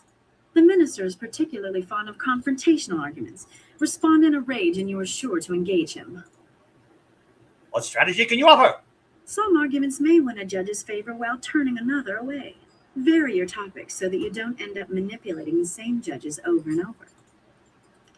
I will get ready for the debate. Goodbye. The Outlander uses flawed logic. Don't allow him to taint this forum of culture and intellect.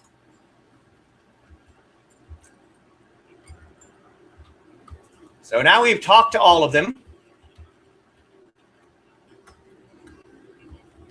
Okay.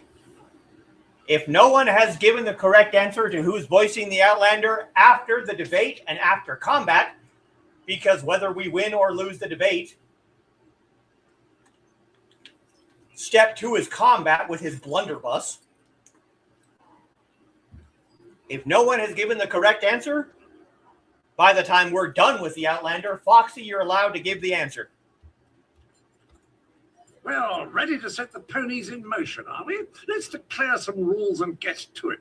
You don't mind if I make this interesting, do you? What kind of changes are you planning?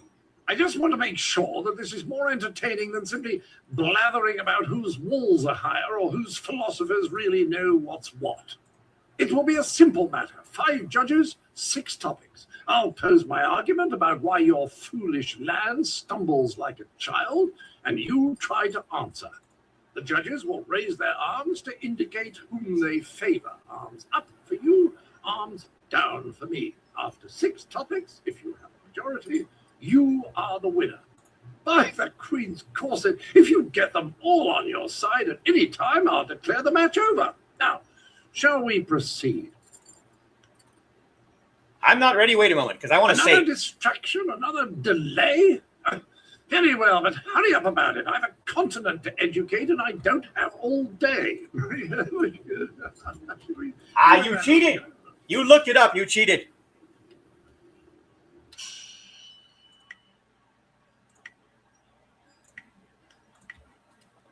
We're going to say, because I hate... Yes, you should have guessed. I hate losing the debate. So if I lose, I'm going to reload, because I despise losing the debate. Well... Yes. I shall endeavor to enlighten you. I will pull no punches, and I expect no mercy on your part. Let's see which of us is truly superior.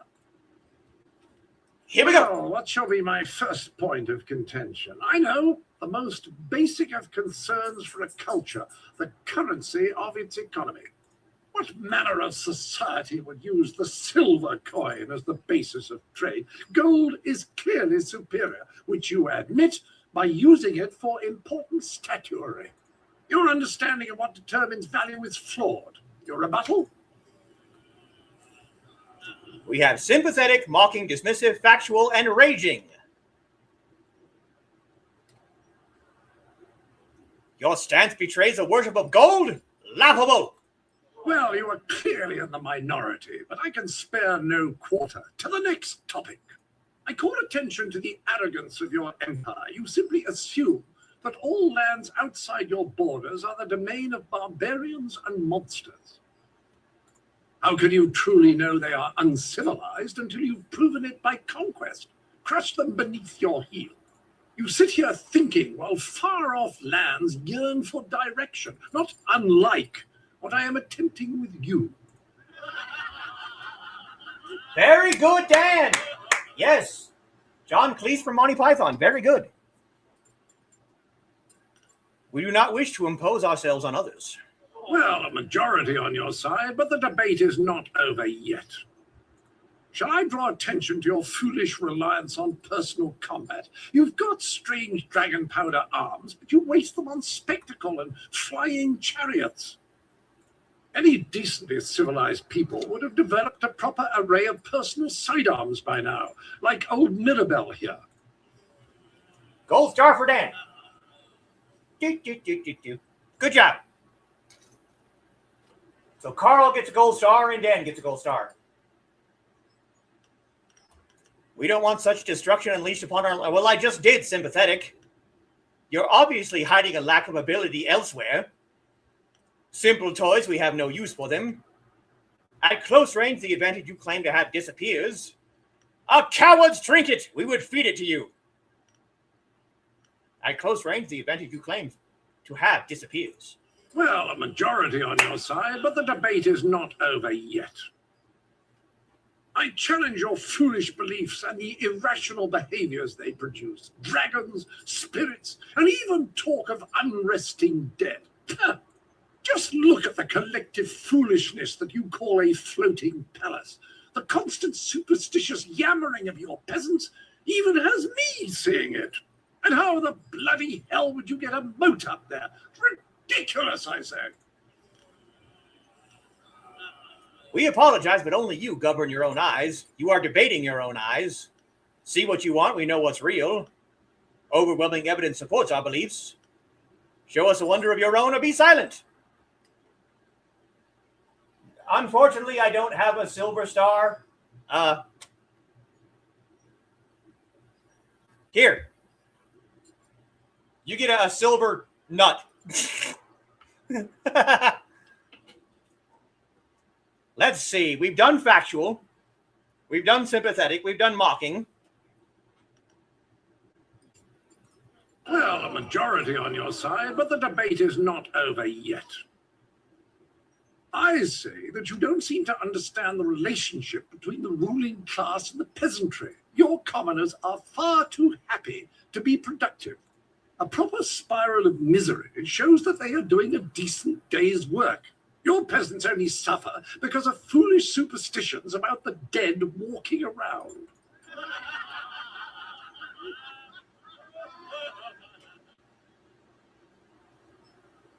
Yes, you are terrible with names. And yes, I have a nut on my desk. With your own servants, you understand nothing. Well, you are clearly in the minority, but I can spare no quarter. To the next topic. This will be the final topic. If you don't have a majority at the end of this round, you will have to admit that I have outdone you. A simple criticism, your ridiculous clothes.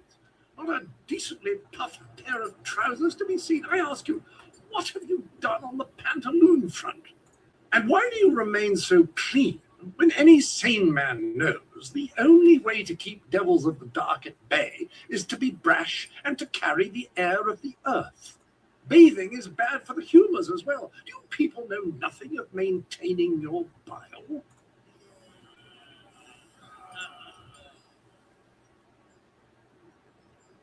An attack about clothes, hardly worthy of debate. Well, that is all there is to it. Damn! Failed to I lost. convince the majority of your... He confuses... Clear.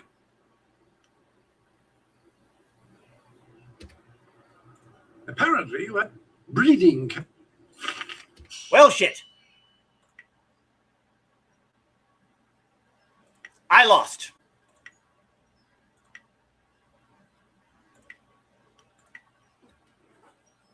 So we have to go again. Well... Blah, blah, blah, blah, blah. I will pull no punches. Well, what shall be my first point of... Yes, currency, we Your know. understanding of what determines value is flawed. Your rebuttal? Scarcity proves gold should be reserved for higher purposes. Well, you are clearly in the minority. I call it up. You sit... We know outsiders are uncivilized. Look at you. Well, a majority on your side, but the debate is not over yet. Shall I draw attention? Any decent...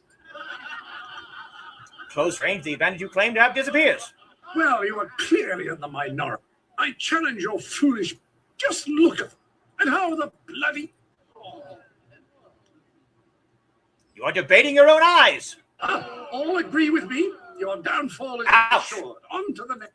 I say that you don't seem to under...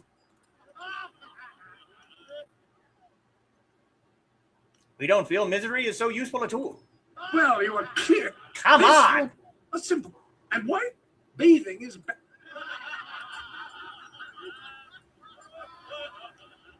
Why fear any spirits scared off by simple odors? Well, that... Damn!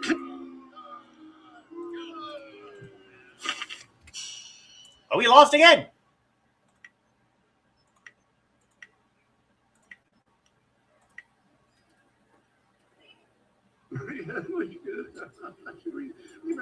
Yes, certainly more than just fighting. Yes, I hate losing to him because he's an asshole. Well, ready to set the ponies in motion, are we? Let's declare some rules and get to it. You don't mind if I make this interesting, do you? Good. Don't want to set you off your game, but I thought we should ensure that the process was more entertaining than a simple checklist of virtue. It will be a simple matter. 5 judges, 6 topics. I'll pose my argument about why your foolish land stumbles like a child, and you try to answer. The judges will raise their arms to indicate whom they favor. Arms up for you, arms down for me. After 6 topics, if you have a majority, you are the winner.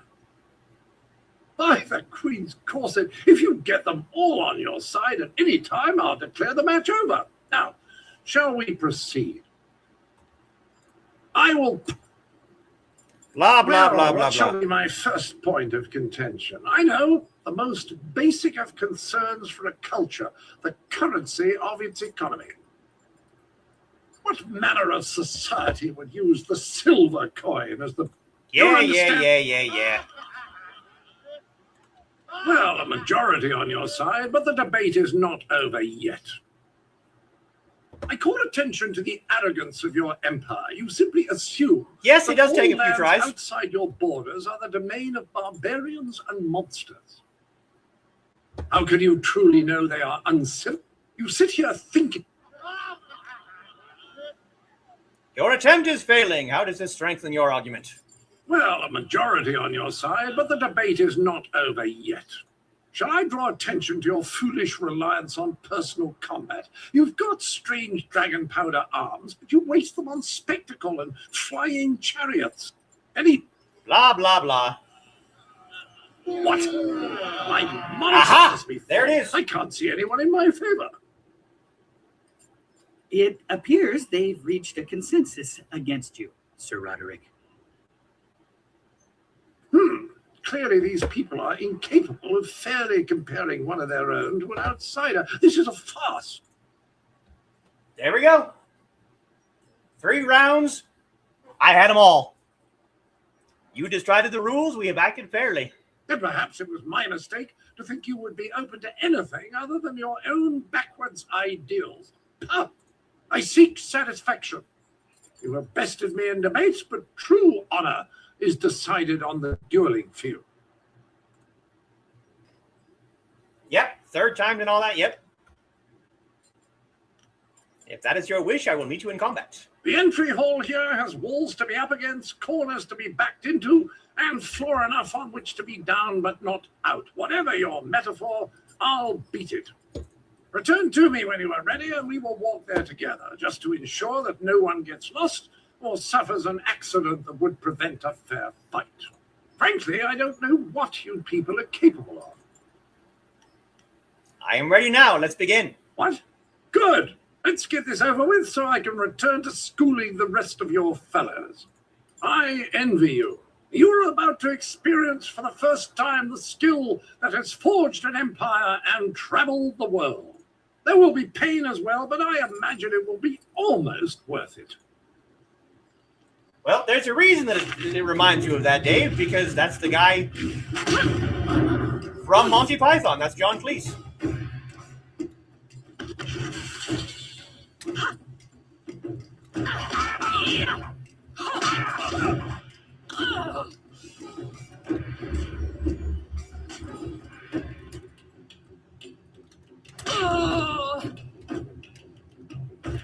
I need healing.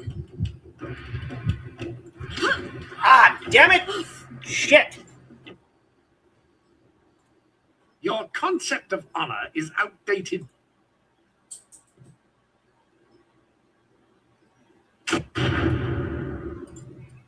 Percival, a towel. He just killed me. And now we have to go back to the debate again because that stupid gun. Well, we're just going to finish him off again. We're going to skip it. Well, blah, blah, blah, blah. Sympathetic. Mocking. Factual. Well, I challenge your... Just look at... And how... Oh, was sympathetic, dismissive, and factual. Damn it. Well, a proper... Well, you... This... And what... They... Well, it would seem that a majority of your fellows have decided your arguments were more persuasive. I expected no less. I could not... Blah, blah, blah. Quickly now, Sir Roderick Ponce von Fontelbottom, the magnificent bastard. Now we save again. And nothing wrong with laughter. You countered the arguments of the Outlander through careful debate. Will it take more than a skilled debate to remove him from the Scholar's Garden? He has challenged you to personal combat. Speak to the Outlander when you're ready to challenge him. And we save because, yeah. I hate that damn gun. Hey, Joe. Welcome in. What? What? Good. There will be... Stop.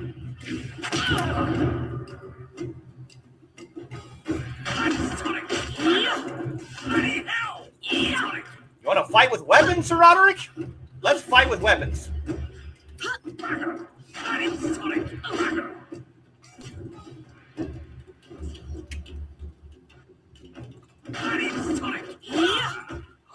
Bye-bye.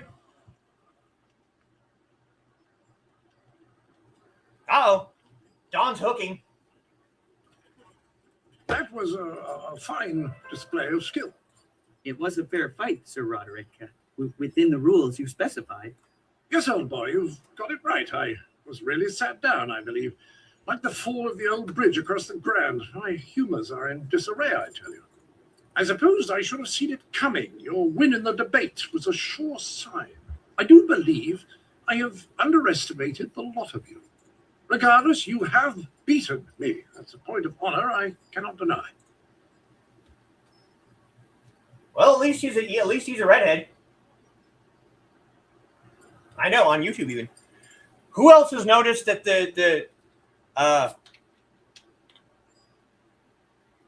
heraldry on his cuirass is a piece of cheese and on a fork?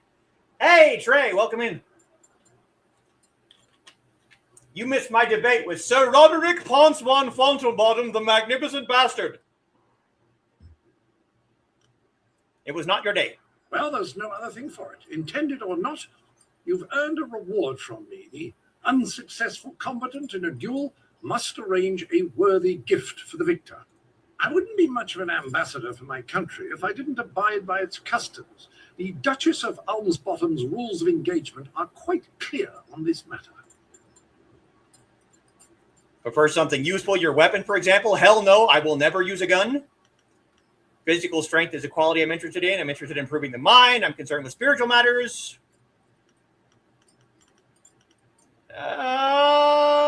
Mind. With that in mind, I give you a copy of the Duchess of Almsbottom's rules of engagement. I'm sure it will sharpen you up even more than you are. Right, that's all. Fluff my travelling trousers. We will darken this garden no more. See? Duchess Almsbottom's rules of engagement.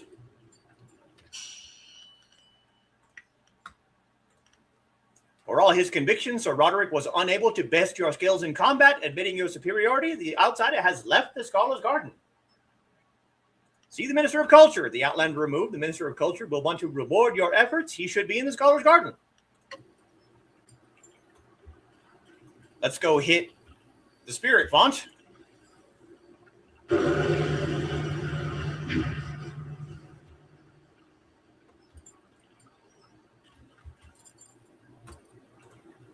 well-fought victory against that outlander buffoon.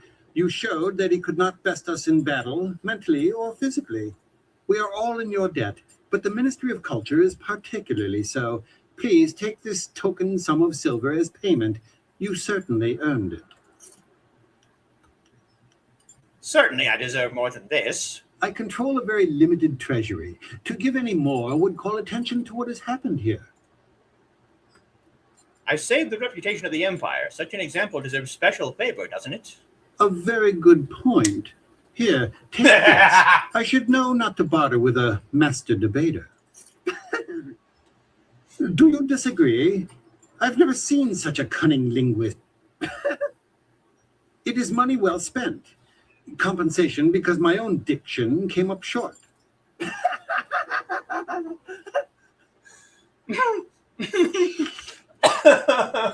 Not the green room. Not the green room. And yes, they absolutely put that in there on purpose.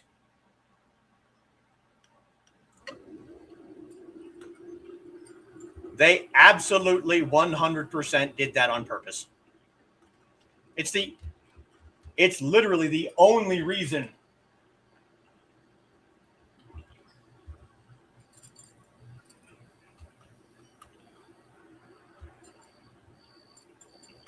Huh, 13, maybe 14, maybe. They knew exactly what. Now we can talk to creative Yukong over here and help him get out of the city. Invite that boy to the green room. Indeed. I hope you're not here to... Don't even bother lying to us. It's clear you are no scholar. Of course not. Blah, blah, blah, blah, blah. I was...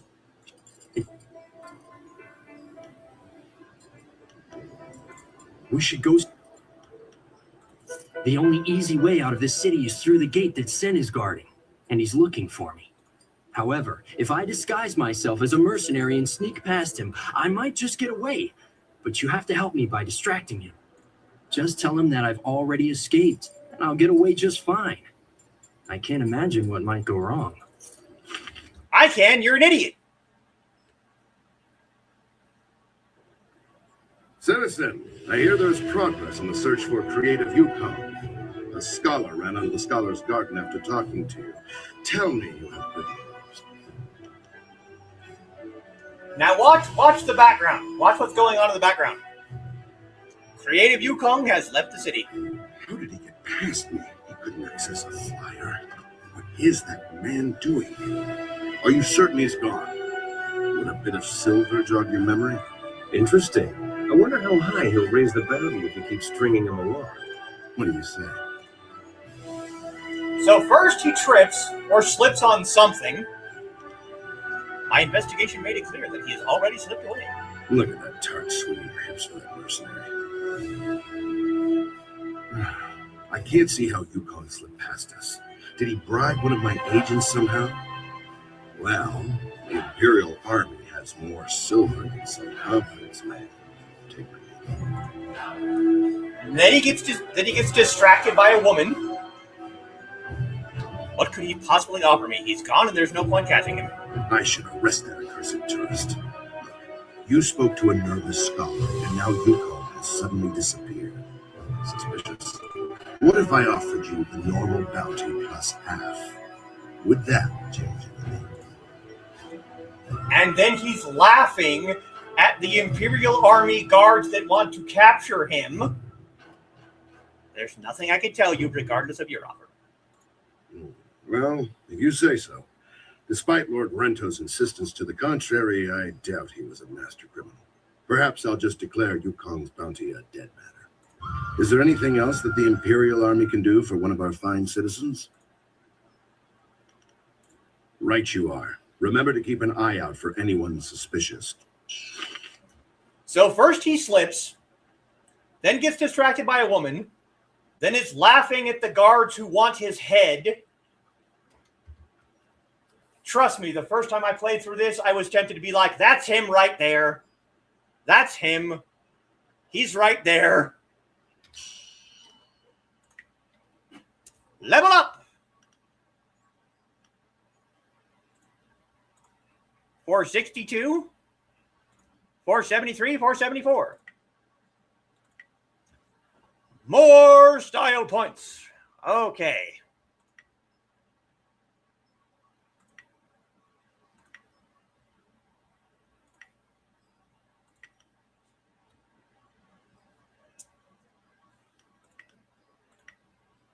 Let's go back to Paralyzing Palm. Speed increase. Spirit Thief.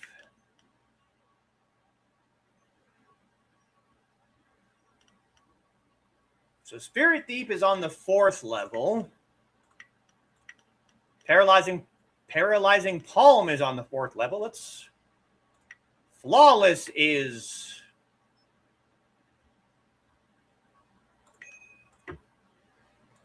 There we go. Focus cost reduction of Flawless, and that's pretty much all we can do right now.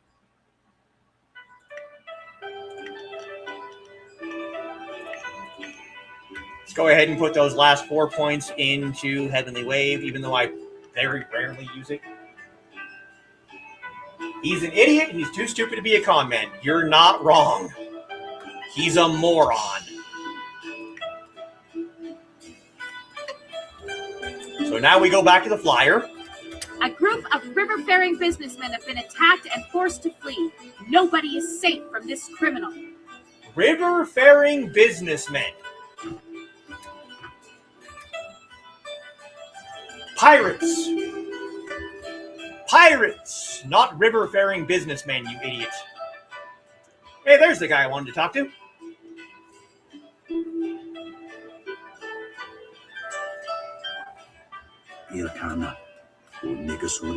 So it seems you have an interest in the Lotus Assassins. Very few people risk our attention by seeking us out in public. I find your bold nature refreshing, but we are under Death's hands to recruit only the very best. All others are cast down before us. So I ask you, why have you sought us out? Why shouldn't I just kill you where you stand? You could try and kill me. You'd fail, but you could try. You dare threaten a Lotus Assassin? The bravery of such a reckless act is impressive, though I wonder about the intelligence behind your words. But your point is well taken.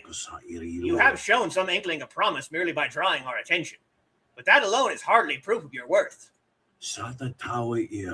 Obviously, we require some sort of test, some proof of loyalty before any can join. You must prove yourself useful to us before we even consider you. How can I prove my worth? What do you want me to do? There is a small problem I intend to deal with. A minor annoyance, but one that should prove a good test of your value to our organization. Judge Fang of the Ministry of Harmony has made a habit of openly defying our order. In the past, we have tolerated him as few pay his accusations any heed. Judge Fang has a rather unsavory reputation. Because of his degenerate appetites, most have dismissed his warnings out of hand. Until now. What changed? A certain minister named Shang is coming to make his annual report. Shang has information about certain activities of our group we wish to keep from the public. If Judge Fang learns of these activities from Shang's report, he may have enough evidence to cause real problems for us. We would have to take drastic action. But we prefer to deal with these things before they become problems. I was going to do this myself, but this could be a good opportunity to prove yourself. What do you want me to do? Minister Shang is staying in a new ministry hostel in the wealthy district of the city. Judge Fang spends most of his time at the arena watching the fights. The ultimate goal is to prevent Minister Shang from delivering his report to Judge Fang. How you accomplish that task is up to you, and is the true essence of the test.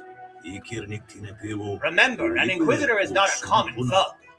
We leave that to the executioners.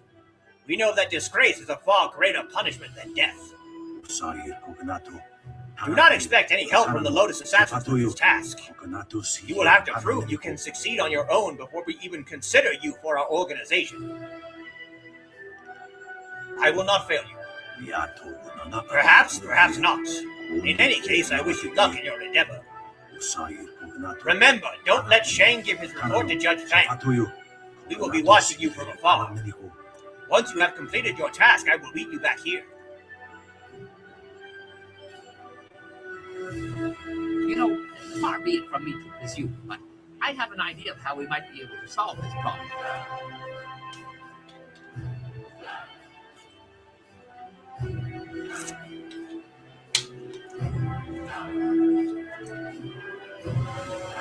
This is entertaining. What's your plan? My glorious wife's third cousin is a minor official in the Ministry of Harmony. I know a little something of the way Judge Fang conducts his business. All of Fang's ministers bring him an honor gift when they go to see him, an offering given as a sign of respect, a bribe, some may call it. If we replace Shang's honor gift with something insulting, rare turtle eggs, for example, Fang would be so outraged he'd refuse to even listen to Shang's report. Turtle eggs? Are you serious? It's true. A gift of turtle eggs would be as insulting as a box of manure.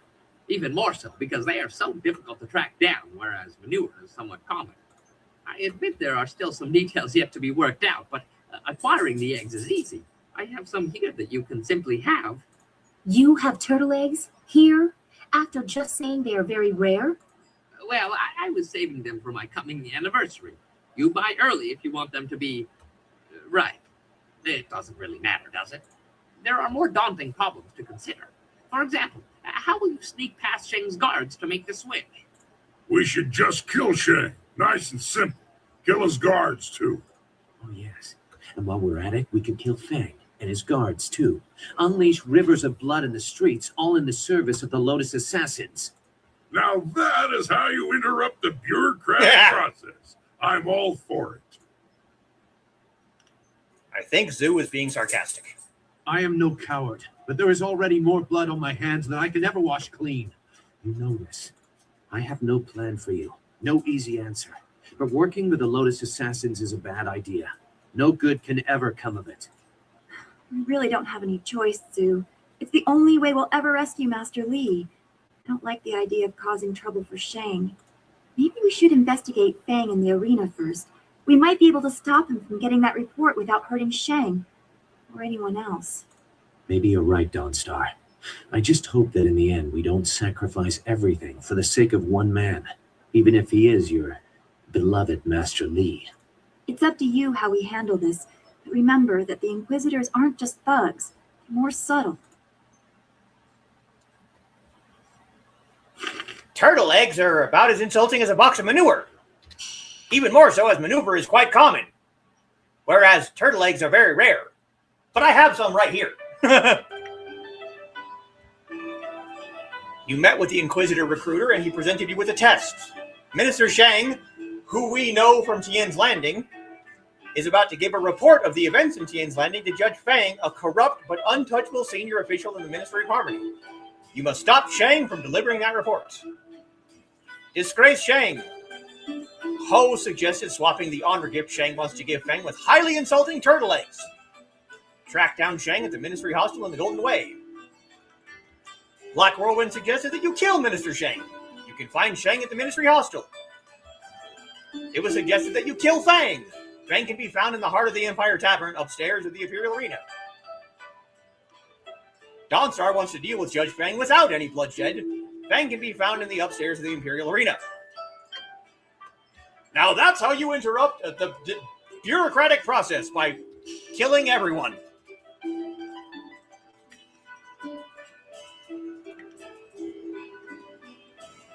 Bar of nickel iron. Configuration of the ox. Configuration of the dragon. Configuration of the snake. You found this academic leaflet and kept it. The crux of the argument reads, To think that any machine could be designed around the principles of starting motion with a tiger of all things is to dally with utter madness. As if this were not enough, no machine made by the hands of man can be fueled by iron infused with nickel. The resulting metal, while strong, is inert to reactions. Even the application of electrical current and the introduction of chimney smoke into a mechanical cauldron as proposed produce no appreciable result.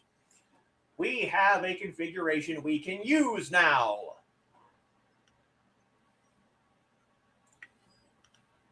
So before we go into the arena, let's go back to the furnace. Yes, yes, what can I do for you? Busy, busy. No time for chatty, chatty. Let's talk about Lord Lau's furnace. Yes, yes, I am eager to return there.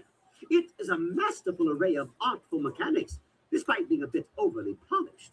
This Lord Lau, he could use a bit of restraint.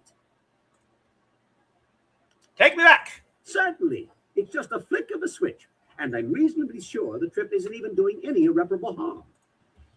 And I'm reasonably sure the trip isn't doing any irreparable harm. All right, so bar of nickel iron. We have one of those. That goes into the fuel hopper. Load a new fuel. You rummage through your pack looking for something that this machine might use as fuel. Place a bar of nickel iron. The carefully alloyed iron rests in a small indentation in the bottom of the fuel hopper. The fit is far too close to be mere coincidence.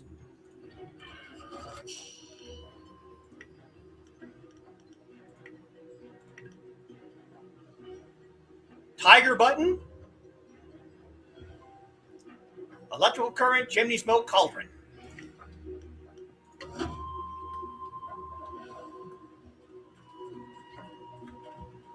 So we need the cauldron. No, that's the cogs. Never mind. Cauldron.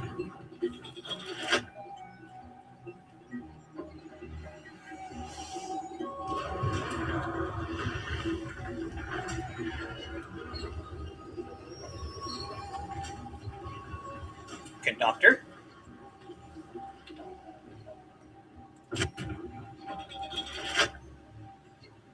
We didn't do this one yet, so you actually get to see this. Electrical current.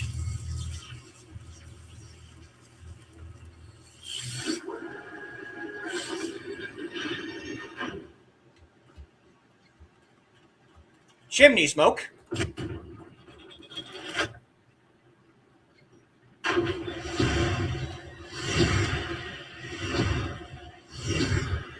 And then we go hit the tiger button and see what happens.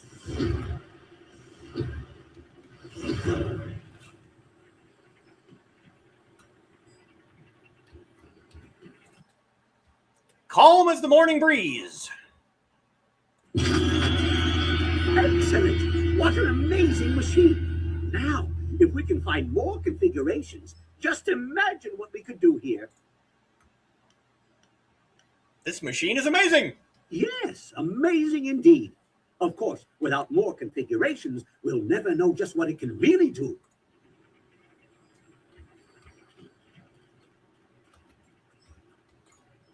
A most intriguing. Ready to leave because we don't have. In the meantime, I will try to see if I can learn anything more about this interesting machine. I can always bring us back here later. We don't have configurations that fit with the fuel that we currently have, or fuel that fits with the configurations we currently have.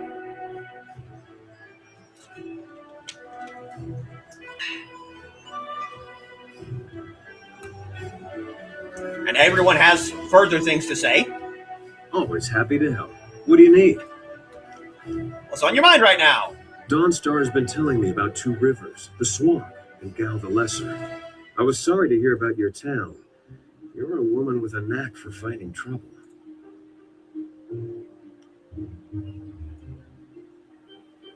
You use that line on all the girls, Sky? Perhaps not the same words, but I'm as guilty as the stable boy in his mistress's bed. In your case, though, I'm making an observation of fact. There's something I've been meaning to ask you. Why? Seriously, why are you doing this? Details aside, you're fighting the Empire as a whole when you oppose the Lotus Assassins, Death's Hand, or or the Emperor's will. I know all about your village and your master, and that explains some of it. What it doesn't explain is your drive, your strength. What gives you that? People are suffering. I'm going to find out why and fix it. It's a matter of honor. My home must be avenged. The Empire destroyed those who have taught me to put in. People are suffering. I wonder if fate cast this burden upon you, or if you rose up on your own to shoulder it. History will probably decide. I know you're going to follow Silk Fox's plans to find a way into the Assassin's Den. It won't be easy, but I'm confident we'll succeed. It's what happens after you find a way in that has me worried. You're worried about me? That's sweet of you. What can I say? You're a source of constant excitement in my life. I'd hate to lose that. What kind of excitement are we talking about? All kinds. Trust me. Let's not get too far off topic, though. This is important. Why the concern? I knew men and women who were drawn to the Lotus Assassins. They went into that place to prove themselves, as you intend to.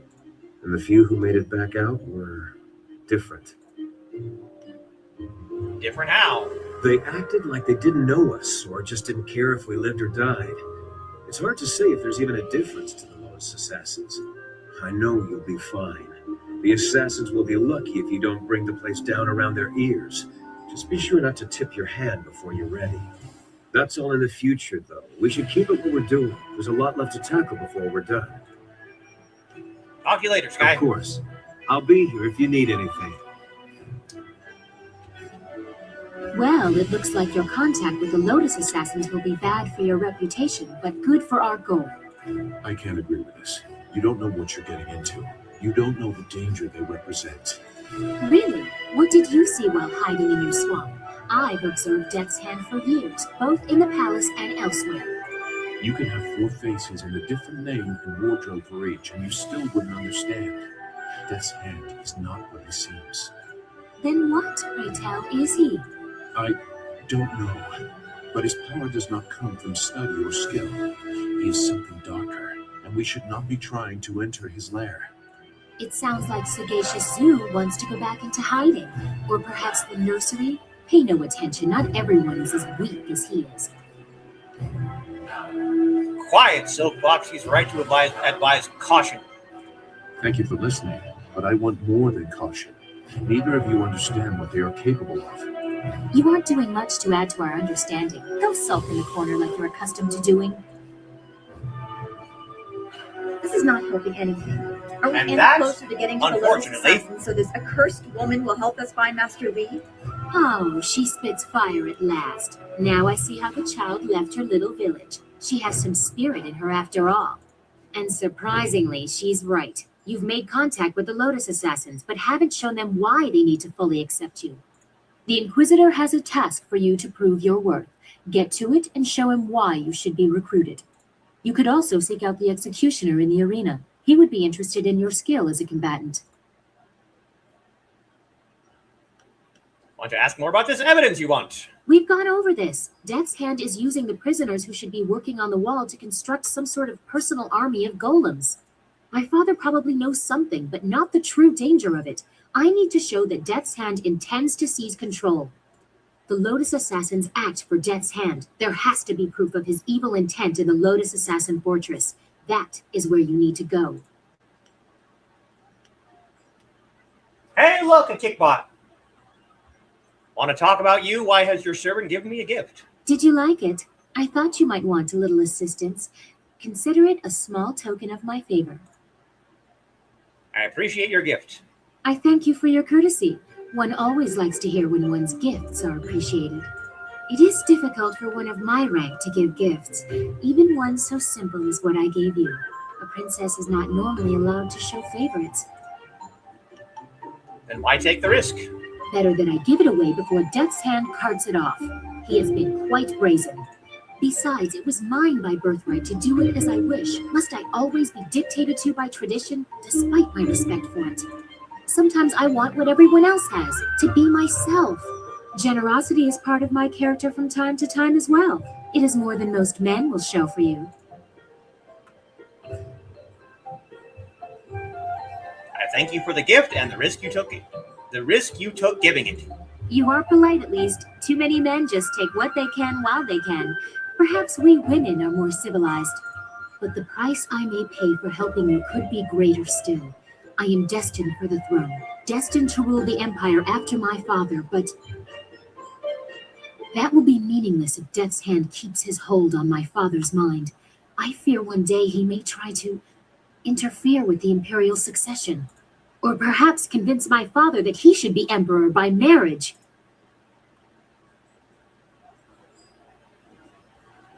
We cannot allow such a travesty to happen. Indeed, we cannot. I would bite my own tongue before ever allowing that man to touch me.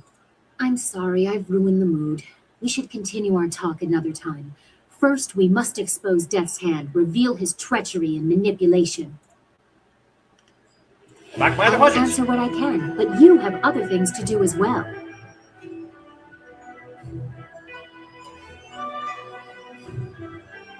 The bad hammer is mighty and tastes good with ketchup. Is there something troubling you? Your feelings are important to me. Your progress is admirable, but don't become too close to the Lotus Assassins. Their power is seductive. That is how Death's Hand gained influence over my father. That annoys you, I can see. Tell me about it.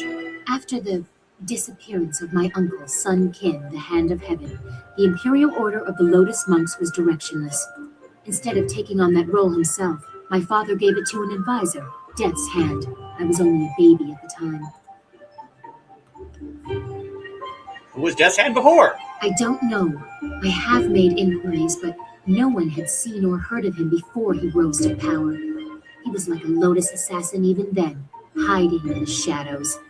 Regardless, the Lotus monks were placed in the care of Death's Hand, a duty reserved for royalty. It was almost as if my father took Death's Hand into our family, my family. We have been caretakers of the Empire for generations. We have created a bastion of culture in an otherwise uncivilized world. Death's Hand threatens all of this. It is my duty to see that the natural order is preserved. That is your duty, but what about who you are? Tell me about yourself. About me? But why? I mean, if you were a man, I could understand how there might be some interest, but never mind. Is this about the mission? Are men the only ones with interests? Tell me about yourself. Oh, well, I suppose I could answer a few questions. Although I'm sure more than enough has been said about me by the peasants or others, I am quite used to defending myself from all quarters. What do they say? That she is a hellion? That she flies in the face of tradition? What do they say? That she would do anything for those in need? I've never seen myself as particularly generous, but it would not be so bad to be remembered in that way. The gratitude of the peasants is important to any ruler. They, even unknowingly, have the power to see the empire rise or fall. The love of the people is powerful. I hope, however, that I am not just seen as a giver of charity. Anyone can throw money at the downtrodden. I try to accomplish more than that.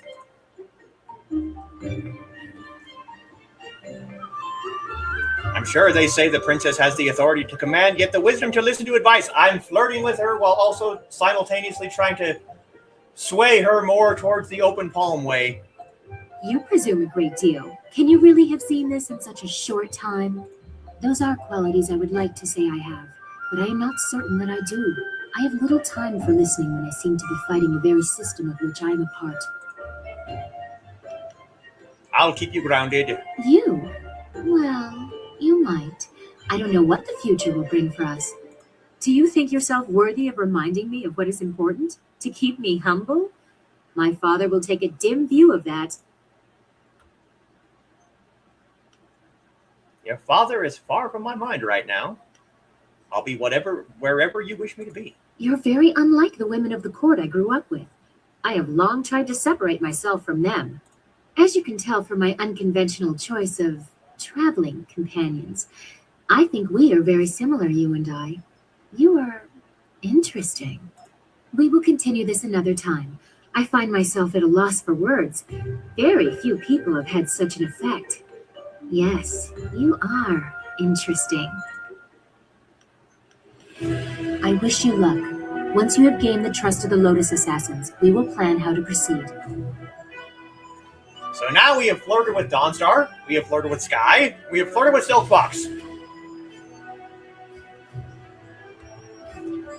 Ho doesn't have anything to say.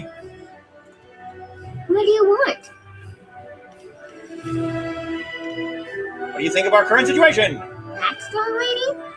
She's the princess? I didn't know that women could be that strong. We're always supposed to be weak and left behind. But there's you. You're strong. And a lady as well. I think you two should get along to be friends. We should meet her again. Is there anything else you want? Are you alright with the demons inside you? They don't come out very much. The Guardian protects me and keeps the other inside. When the other tries to get out, it feels like my head is going to tear itself apart. How do they come to be inside you? I don't know. The Guardian, he's always been with me. The other one, too. But they never really tell me why. They say we have to be with you now. Hush, child, I will speak for now. This child has been chosen as the vessel to allow me into the mortal realm. She is my gate into this world, and I am her protector. Why did you choose her? The amulet you carry had been hidden in the village by the last of the spirit monks, and the whole area flooded. Those remaining behind died, and it was lost forever. But the dam had opened again, and the water receded. I am bound to protect this amulet, but to exist in this world, balance is needed. With good, evil, with life, death. Of those who died there, I chose this one as my host.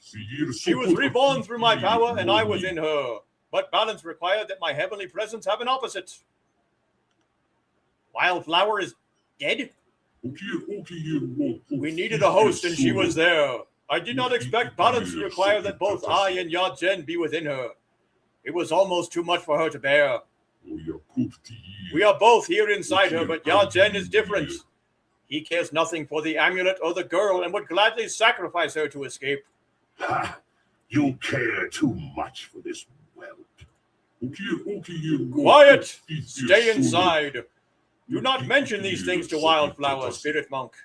She is only dimly aware of her past, and this knowledge would harm her further.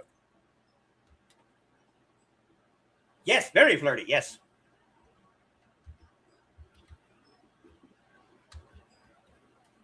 So she was a dead child who drowned when Old Tien's flooded, and Chaika's like, hey, that one.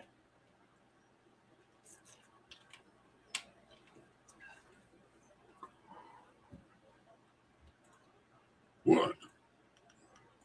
Nobody else really has anything to say, so let's go talk to Sagacious Sue. I trust your plans go well, despite the dangers you face and inflict. Is there something I can do for you? How do you feel about the plan to join the Lotus Assassins? I will need your knowledge. It is a foolish idea. You do not understand the seductive nature of the assassins and what they do to recruits. Enlighten me. It does not take much to make a person forget who they are. With a little effort, they can be pushed past any morals they might have claimed. Cloaked in service and honor, even the most depraved of barbarity soon becomes unremarkable. I will find a way to enter without participating in their foul ways. A naive assumption. Perhaps you can avoid direct participation, but their fanaticism will still affect you. The rot that is Death's Hand permeates the complex. He was made our leader during the raising of Dirge. He replaced Sun Kin, who along with the glorious strategist, never returned from that campaign. I did not serve Death's Hand long, but when the orders came, he never questioned. The connection is more direct than loyalty, and he instills that in his Lotus assassins. That is how so many were driven to kill without cause, and why I decided no more. Sue, why does this trouble you so much? You've killed many before and since. There was more to that event. You are right to sense it. But I have kept my silence for so long that I must carefully consider the repercussions of breaking it. I must inevitably deal with my demons. Your destiny demands it, but I must also know that those demons will be put to rest, not exploited. For many years, I did nothing. If I had known Master Li was the glorious strategist, so much could have been resolved one way or another. In the end, I will have to trust that you are enough his student to find a way to protect what I cannot. We each have our paths, Zhu. I will listen when you are ready. So you claim. I am not accustomed to words having such weight. We should resume your mission. You have far to go. Your dalliance with the Lotus Assassins could be disastrous. I cannot force you to do otherwise, but you may eventually force my hand. Goodbye. Now we're going to talk to this guy over here before we head into the arena. This might be the last thing that we do, unfortunately. This can't be happening. My business is finished. I'm finished. What? Oh, you're the one with the flyer, aren't you? Forgive my impertinence, but do you own that flyer, perhaps? Yes, I own it. What do you want to know? I am Hingu, a mechanic and a businessman.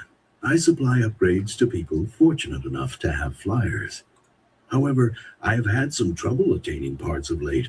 My previous associate went on a trip to retrieve valuable parts and never returned. And now you want me to help you, I suppose? I need someone brave, someone who is a capable pilot. The missions I have are dangerous, but the rewards are worth it. I will pay you good silver, and I can sell you parts for your flyer to make it better. What? Make it better? This is the finest ship of its kind. I should know. I made it. You're just a fix-it man. What would you know about ships? I have been working on flyers since they first started appearing in the Empire. I take these rickety contraptions and make them into something amazing. Rickety? There has never been a flyer more solid than the marvelous dragonfly. Rickety. Your wits are the only thing rickety around here. Just tell me what you want to do. I have some supplies in the North provinces that I need to pick up immediately. We've had trouble with bandits up there, so it might be tricky. If you could bring me the supplies, I have the parts necessary to upgrade your flyer. What do you say? Got a deal. Very good. Here's your window. It'll show you where to go. I'll also pay extra if you get rid of those bandits playing in the area.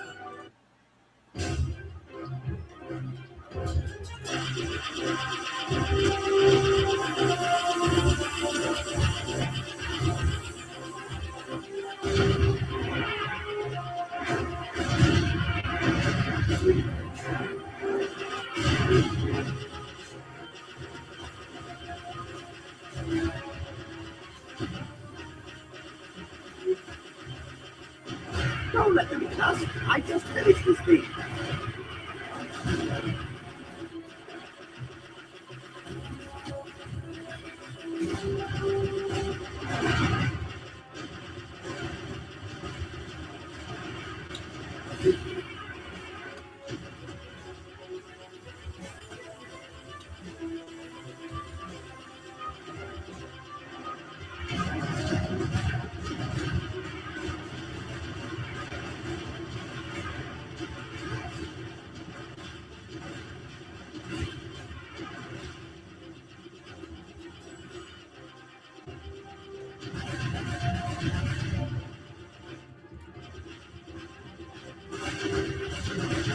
Okay, another Damn it. impact and we start losing pieces. Abandon the fight. I hate these missions. These are difficult.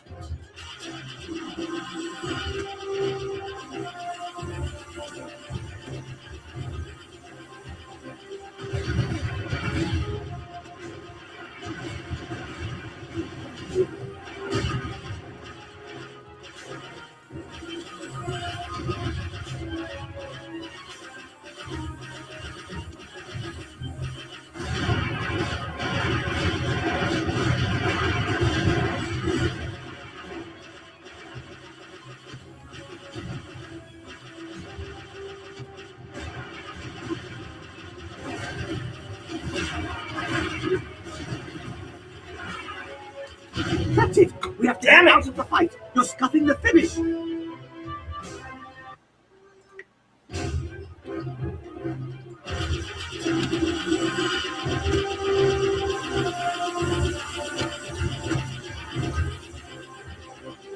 Don't let them hit us! I just finished this thing!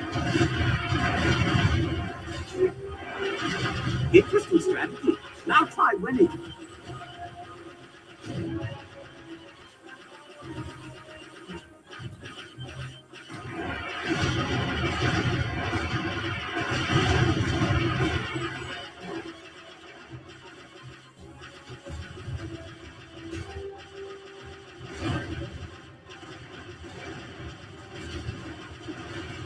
Okay, another impact and we start losing pieces. Abandon the fight.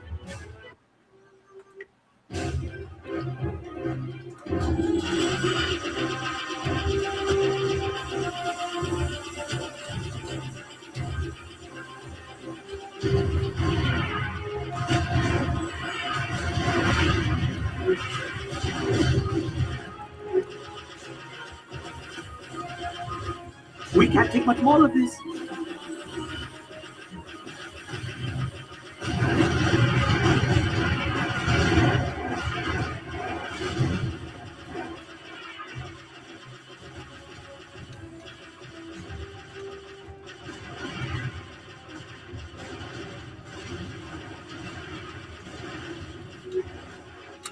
That's it. Get out of the fight. You're scuffing the finish.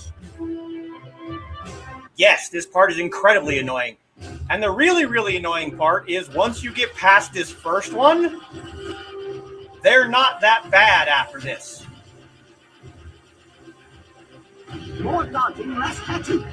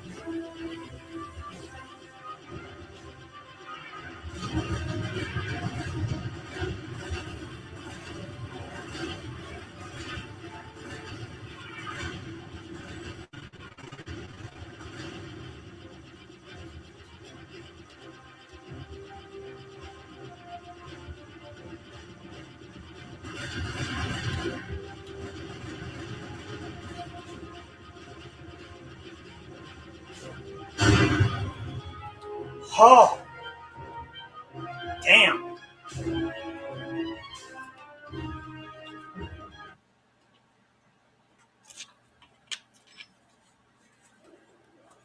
Huh.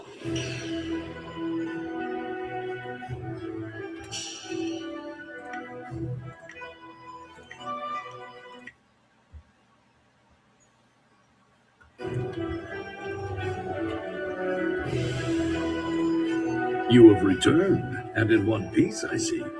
Not bad. You brought back the supplies, and you took out a few bandits on your way. You can have a little bit extra for that.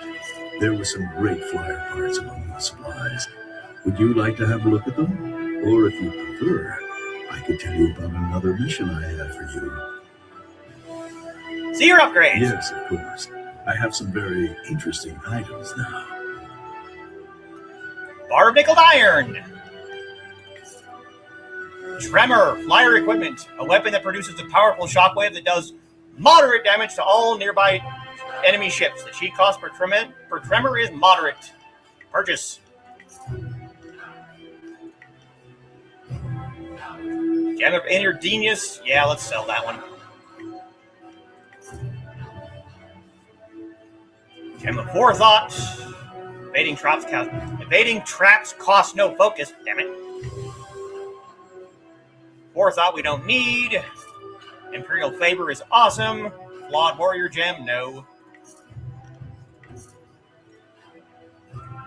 So, would you like to hear about the mission I have for you? Or did you want to have a look at the flyer parts again? On to the next mission. Excellent. I am most pleased. The prefect of Shandang County will be glad to hear he has an escort. His ships have taken a heavy toll lately. There are many raiders between here and the prefect's home, and his ship is intended more for luxury and less for war. Get the prefect home safely, and I will reward you well. The prefect has also told me to offer you extra silver for destroying as many of the raiders as you can. The prefect is anxious to be going. Here's your wind map, and remember, protect the prefect's flyer at all costs. We need Radiant Aura.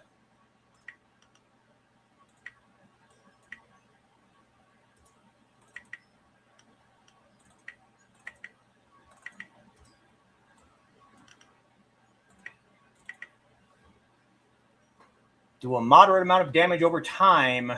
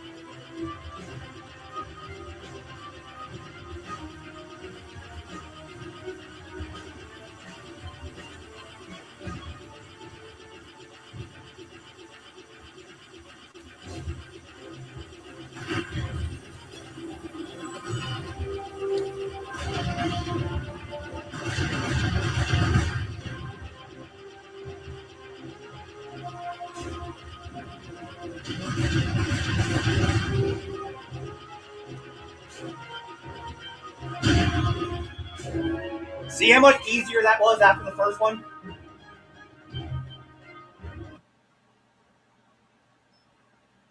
Oh, now we have a Twitch bot. See how much easier that was after the first one? My God.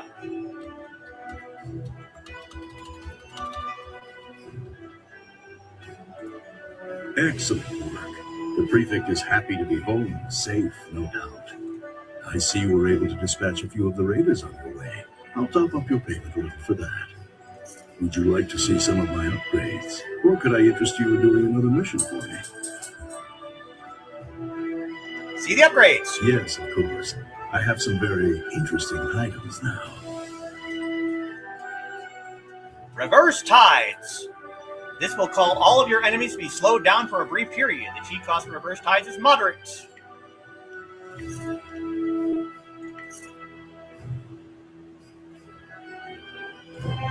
So, would you like...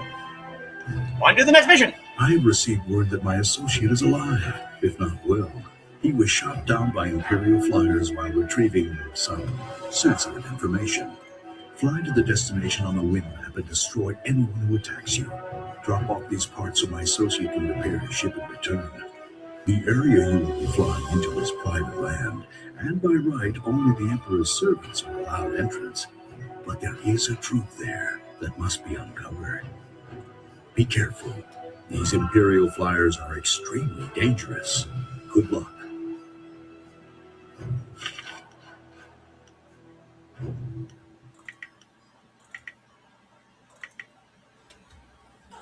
Now I'll have to make you a mod over on Twitch then, Joe.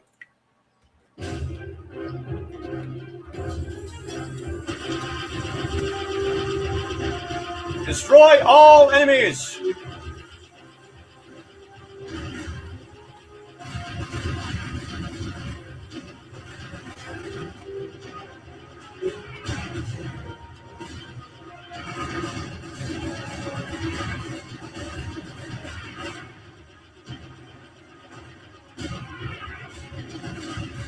We have spirit ships now.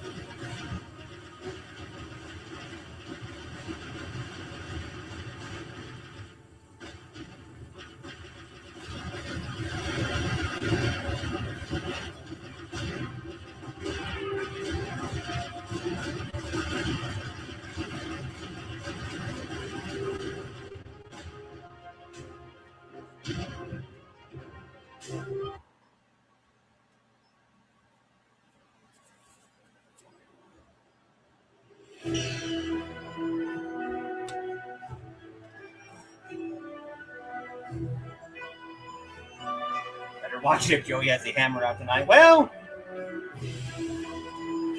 You've done it. Jang, my associate, is on his way back. Here, I owe you this and more.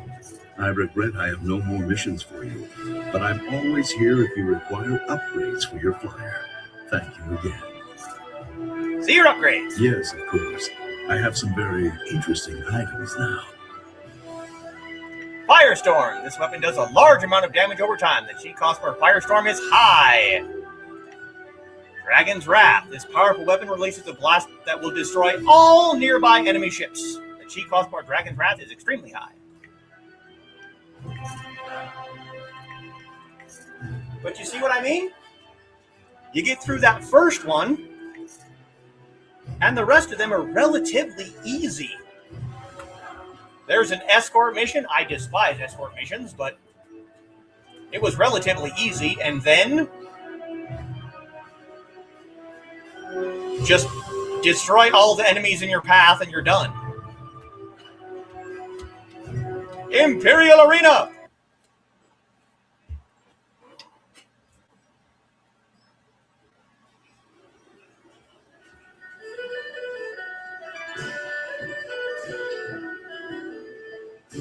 That's why my men brought you to me.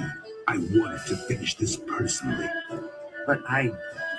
Don't even try to make this better. You should have won that fight, Shang, but you suddenly developed that blind spot, didn't you? Did the glint of silver get in your eye? Joe, honestly,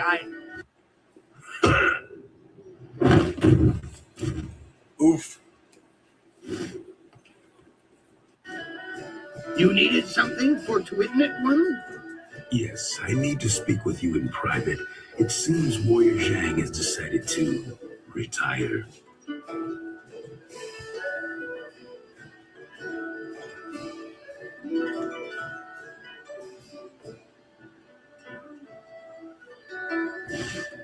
I'm finished here. If you're here to fight, do what they tell you. What just happened? You couldn't see for yourself? I was just retired from the Imperial Arena. Guess my spot in the roster is yours if you want it. Go find Kui the promoter if you think you can fill my shoes. He's always upstairs in the third room over or so, and looking for new blood. I'm taking what I have left from my winnings and leaving.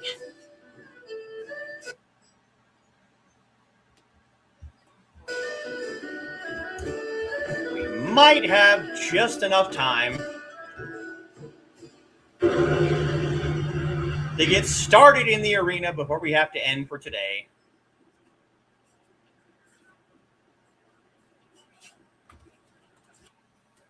Imperial champions, gaze upon these words of reverence, for they offer some small slice of history of the most glorious contest in the arena. The Ravager, deadly cold and precise. The Ravager refuses to speak and shows no care for the crowd, but none can question his deadly strength. Wildly popular with the more bloodthirsty members of our crowd, the Ravager's rare fights are always sold out. Raging Ox. All of the Imperial City fondly remembers Raging Ox, our recently retired Imperial champion. Quick with a smile and famous for his antics both in and out of the ring, Ox's legend will live many lifetimes. Kylon the Serpent. Kylon's phenomenal control over magic and his intense focus made him one of the greatest champions to grace the ring of the Imperial Arena. Cold and imperious, Kylon played to the crowd to cultivate a love-hate relationship that has persisted to this day. He's also kind of a dick. You? What could you possibly want? You're not here to bet, are you? Betting's only open when there's a match on, and right now, I don't see hundreds of people screaming at me, so I can assume there's no match on. When will there be a match to bet on? When Kui the promoter gets around to setting one up. Go bother him if you really have to know this instant. Of course, he'll take one look at you and say, there's a new fish to throw into the ring. Good money if you fight for him, but that's your business, no care of mine. If you want to find Kui, he'll be upstairs, usually in the fighter's room, just past where the nobles marinate in their own decadence. I'll let you get back to standing here. Good, you do that. I need all the quiet I can get before the matches start. I have to build it up so I don't go insane when the crowds come.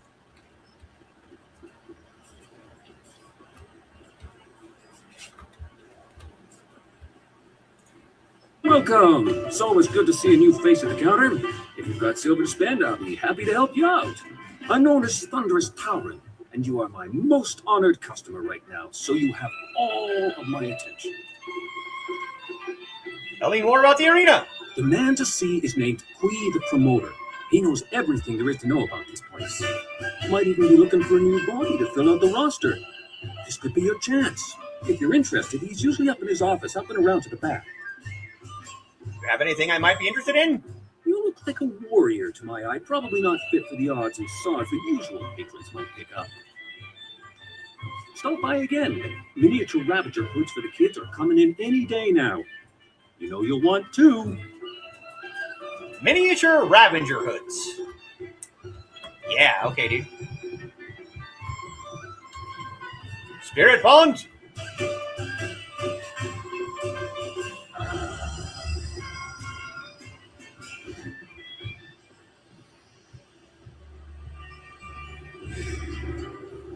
There are rumors flitting about the city that you seek the attentions of the executioners. These rumors come from the palace itself, leaving me intrigued. You are a novice with no standing in the arena. What makes you think you are of any interest to me? I am the most skilled fighter here. Then show it with your skills, not your mouth. Anyone can talk about their victories. I need people who let actions speak for them. If you were to knock Iron Soldier from his perch as Silver Division champion, I would be impressed. I will be here if you wish to petition me further, but I don't acknowledge anything less than the best. Return when you are worthy, and no sooner.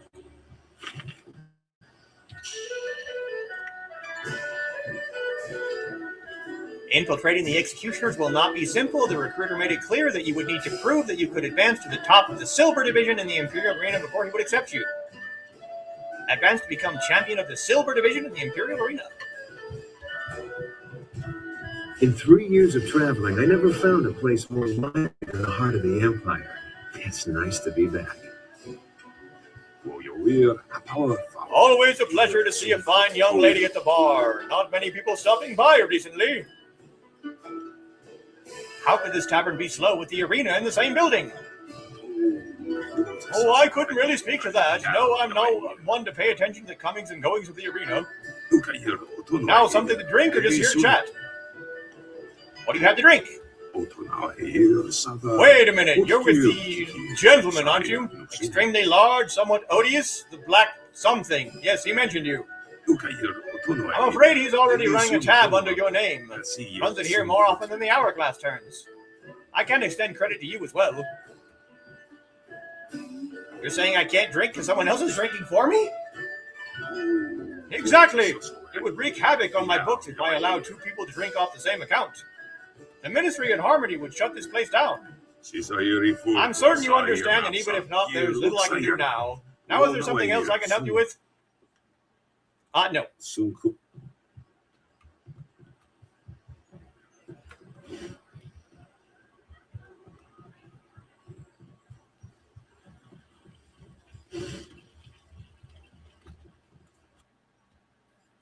Cannibal Cookbook Volume 1. Valued customer, we appreciate your business. The staff of the Heart of the Empire politely request that you keep your nose out of ours. To assure that you will no longer wish to pry into our recipes, please enjoy this excerpt recently unearthed in the South. Leg of lamb. This hearty meal was firstly discovered after Ewe Lamb the Hunter stumbled upon our community. For 5 to 10 people using just one leg, the other can be pickled for later or roasted slowly and smoked to preserve it. For a larger group, use both legs of an adult male or female. Boil the legs in a large pot for 2 hours with the following ingredients: 20 gallons of fresh water, 3 tablespoons of salt, half a cup of rosemary, 3 cups of spiced wine. Summer wine is best if you can get it. 3 bags of onions, 4 whole garlic cloves, and a dash of ginger. When the legs have about half an hour left, add some skinned potatoes and leeks. Can be served on the bone or in steaks.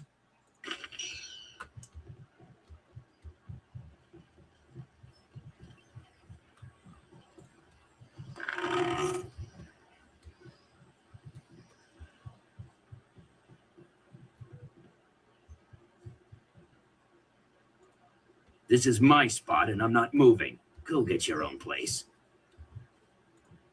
I was wondering if you'd wander over here to test your luck. It's hard to resist the rattling call of the dice, isn't it? Gambler Dowson's the name. I run the straightest dice in the Imperial City. I wouldn't want to feed my children with tarnished silver, would I? Good odds and fair play. That's how I keep them coming back. What is the nature of the game? A simple enough game called high-low. You predict how you'll roll against my toss and double your coin if you're right. You'll catch on easily enough, I'm sure. Let's roll the dice. I'd like to try my luck. That's what I was waiting to hear. So what'll it be? Will your roll be higher or lower than mine? Higher. High it is. Let's see how sure you are. How much will you bet? 5. Let's see how they fall, shall we? That looks bad. You called it right. A high roll doubles your wager. Let's say we try again. That's enough for now. You take care of yourself and come back soon to the best game in the city.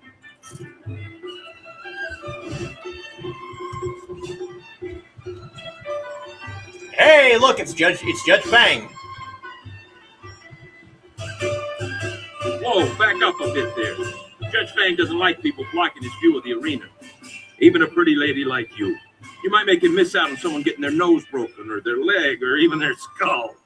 He was just saying that there hasn't been a good skull fracture for at least a week. It's put him in a foul mood. Can I speak to Judge Fang? Not without an appointment. His schedule's full for the next month. All the ministers are coming in from the outlying towns to make their reports. If he's not meeting with a minister, he's relaxing here, hoping to see somebody beaten to a quivering pulp in the ring or maybe torn apart by one of the animals. Yeah, that or he's taking a break with Breezes. Poor girl. No amount of silver is worth what she does for him. Who is Breezes? Gentle Breezes. She's Fang's concubine. She's over in the next room with the common folk. Fang doesn't like to be seen with her in public. He doesn't mind her getting up close and personal when they're in private, though. The things she does for him. Let me speak to Fang and I'll make it worth your while. Forget it. I won't go into details about what Fang did to the last guard he caught taking bribes, but restraints, starving dogs, and gravy on certain parts of the body were involved. Fang watched the whole thing, laughing all the while, and when it was done, he went upstairs with Breezes for a little relaxation. Poor girl. I'll be going. Good idea. Come back next month. Fang might be taking appointments by then. I see the setup. Yes. Forget it, lady. I stick with male clients, and right now I'm on Judge Fang's payroll. He doesn't like me branching out to make money on the side. Unless you're into something twisted, then he might want to watch. Fang's always looking for some new perversion to make his little soldier stand at attention. Who are you? My name is Gentle Breezes, but everyone just calls me Breezes now. I guess you lose your gentle side when you spend too many nights with Judge Fang. Fang's my benefactor, if you know what I mean. I do all the things that make him happy. Filthy, nasty things. But at least that sick bastard pays well. Hey, he's corrupt, all right. Yep. You don't like Fang much, do you? I hate him. He's a vile, repulsive deviant. He likes to hurt. When things are bad, a man like that leaves scars, emotional and physical. Look, I've been around. I know people do strange and disturbing things behind locked doors. But nothing like this. There's no act too brutal or shameful for Judge Fang. He's into all sorts of things, and he's no stranger to pain. I know that all too well. Why do you work for him? I've thought about quitting. Every night. But I heard what happened to the last girl who tried to leave Fang. He's not the kind of man you just walk away from. He sees me as a possession. His possession. He's not just going to let me go. He's got the wealth and power to find me wherever I run. I'm stuck with Judge Fang until he's tired of me. I've come to accept that. It's a hard, grim fact. But at least he pays well. I want you to help me get rid of him. Get rid of him? What do you mean? Remove him from office or something else? I want to ruin his career. Really? I was hoping you wanted to kill him. The world would be a better place with that disgusting pig dead and buried. But as much as I want to see his bloated corpse floating in the gutter, Fang is a dangerous man, and he keeps my pockets lined with silver. I hope Fang gets what he deserves, but you'll have to do it without my help. Fang has to pay for how he's treated you. No. Even if I was willing to give up all that silver, if Fang finds out, he'll make sure I spend the rest of my days begging for death. It's not worth the risk. Here's 900 silver if you help me. Wow. That is a lot of silver. And I'd love to get out from under Fang's boot heel. I'll help you. You wanted Fang dead, right? I'll admit that it's a tough call, but I don't know if the Inquisitors are looking to have Fang murdered. No, I just want to ruin him. It'd be easier to kill him. Fang's reputation is already as dirty as it can get. As long as it doesn't get in the way of his job, everybody just turns a blind eye. There's got to be some way to bring him down. Well, every document Judge Fang approves has to be stamped with his imperial ring. Losing the ring is a major offense. And if it was revealed he lost the ring during one of his sexual escapades, even Fang wouldn't want that to come out. Bring me the ring and I'll blackmail him into resigning. What are you doing here, Breezes? You know I don't like it when people see us together in public. Don't be mad, my mighty and manly Fang. I was just hoping we could go upstairs for a bit. I've got a treat for you. Here's a hint. They're silk. I'm surprised you're so eager after last night. I'm glad to see you're finally becoming more receptive to my special needs.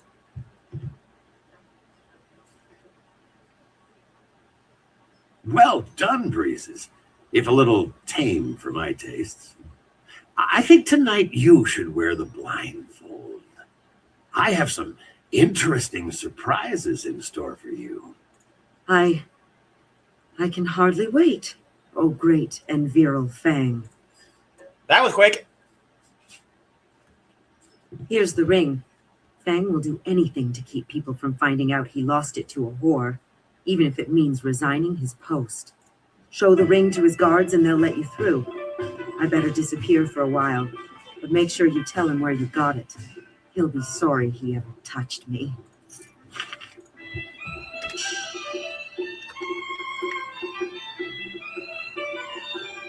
You met Gentle Breezes, a courtesan in Fang's employ. With her help, you acquire Judge Fang's imperial signet ring, his seal of office. The acquisition opens up a new means of preventing Judge Fang from hearing Shang's report.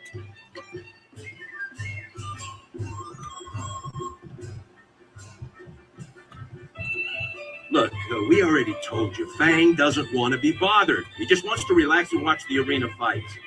Yeah, if he doesn't get his daily fill of blood, violence, and gore, he'll be snarly all day. And he's hard enough to work for when he's in a good mood. I've got Fang's imperial ring. How did you get... No, forget it. I don't want to know. You better go talk to Fang about that ring. Yeah, we don't want any part of this.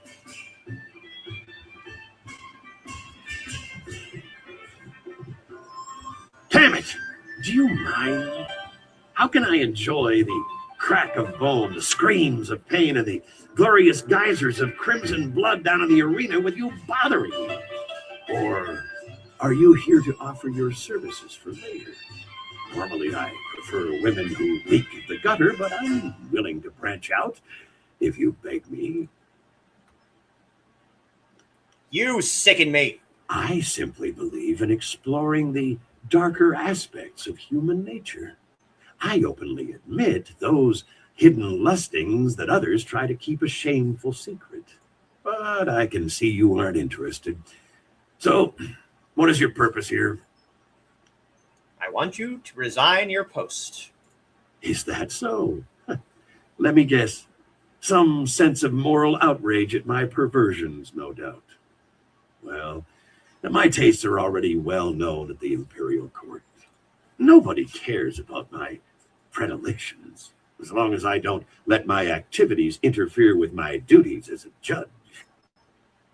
Breezes gave me your ring. My ring? But how?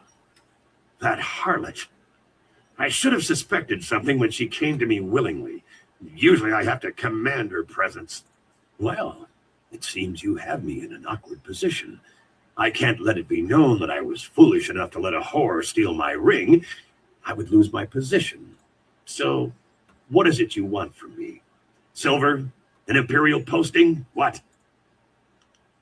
You're going to step down, Fang. Of course. Now I understand. The Lotus Assassins are behind this, aren't they? I should have known something like this would happen. They tried to bend me to their will, but I'm not easily broken. Or so I thought. Are you proud of yourself?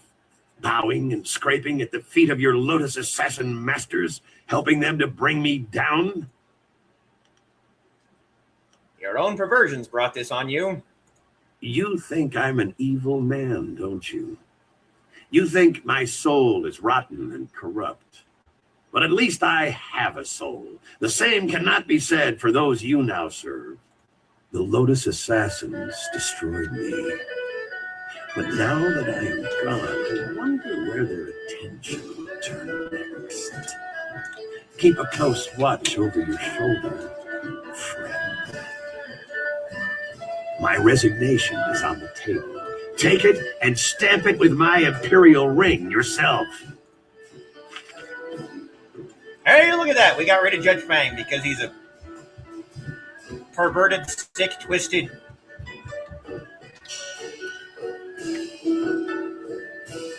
Using his signet ring, you convinced Judge Fang to step down from his position as the head of the Ministry of Harmony.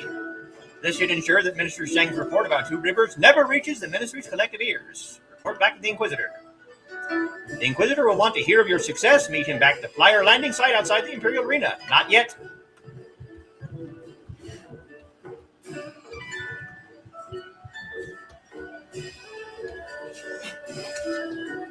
Intolerable. One more mistake, Queen, and I'll have you retired. Finding someone else is your problem. But enough. Find a solution and leave me alone.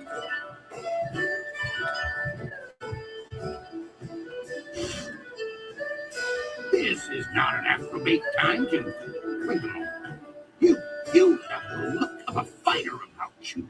Those hands, that stance, even your eyes. I'd know that look anywhere. You must be here to join the most glorious contest in the Empire.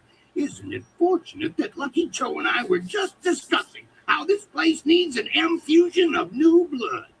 The fighters here are skilled, but you would fare better than many of them. I hear the winnings are lucrative as well.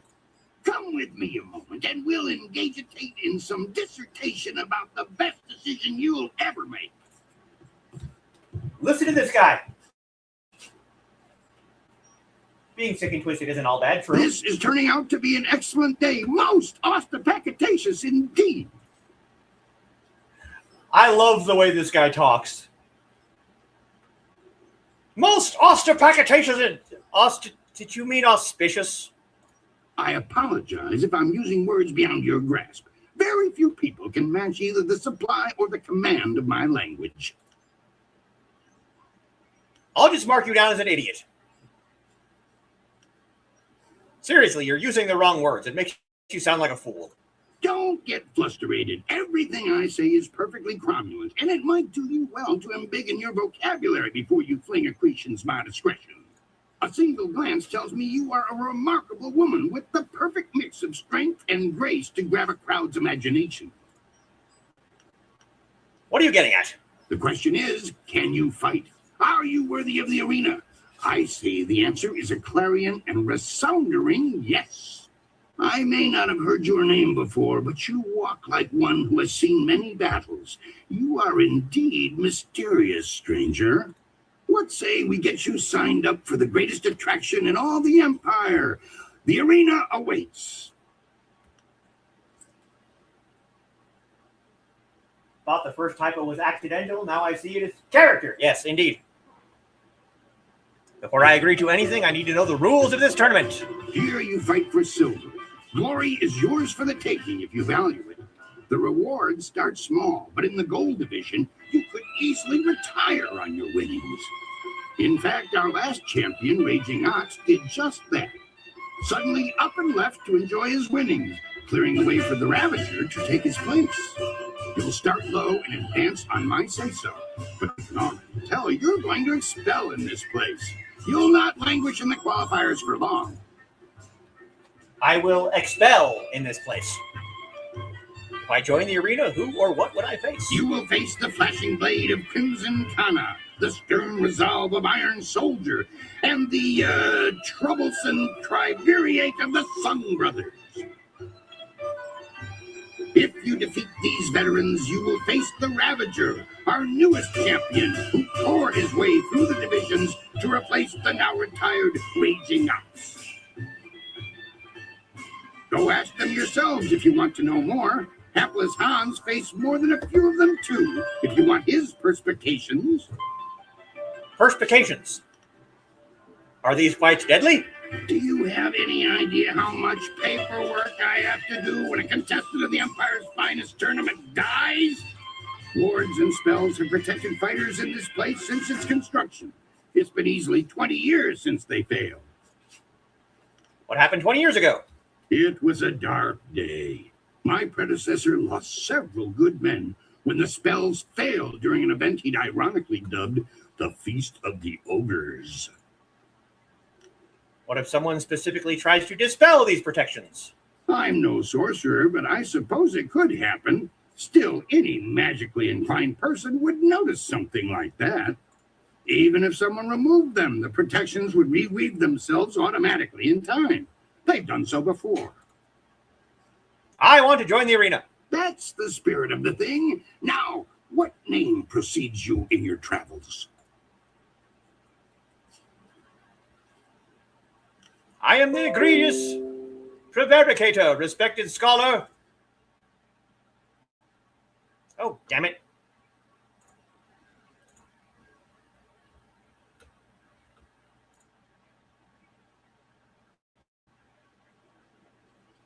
Respected scholar and grower of pipeweed. I am Chizume. Right, a fine name indeed. But it won't sell, not at all. We need something more memorable for the crowds. Think of something that would sound engaging, ringing down from the rafters. That's how we'll bill you. And yes, we do still use ostepacitaceous. This is true. Bill me as Silver Phoenix. Silver Phoenix. Silver Phoenix. Conjures up quite an image. Are you certain? Yes. Then that is what you shall have. Come and tell me when you're ready for a fight, and I'll get you started. Since you're new, you'll start in the qualifying rounds. The money's small at that level, but it's there. Any other questions? I've got it. Let's get started. One other thing. You should talk to the other fighters now and then. They will be watching you, and you should get to know them as well. We're all one big happy family. You're a big happy idiot, hon. As you can see, they always have something to say. We've actually found a job for a barbarian mercenary. Well, you know. What can you tell me about the champion of my division? Han isn't a champion exactly, but he's solid enough that all fighters must beat him before they can leave the qualifiers. I like Hapless Han personally. He never quits trying. He reminds me of a young me trying to clamber my way up from the streets. He'll go far, you rest assured. We're going to do the first fight, and then we'll save an end for tonight. For your first match, we'll start you off against a mighty ogre. I'll be watching your style closely to see how you fare. Impress me, and I'll take you to the top. Even our great champions start out against the ogre. Take Raging Ox, who danced around the beast singing drunkenly to earn the crowd's favor, or the Ravager, who defeated him in a single blow. I should take a moment and explain the system we use here. Yes, please explain the procedures. I like to keep things simple and organized. Any other way, and things get more convoluted than the celestial court on the Emperor's birthday. When you're ready for your match, ask me about it, and I'll give you a quick summary of your opponent. I'll be setting up your matches, of course. Various enchantments woven in this place keep the fights from being deadly, but they're no less real. You'll feel the pain if you don't keep your defense up. Are you ready to get started? Let's begin. Excellent. Follow me, and we'll get you ready for your next match.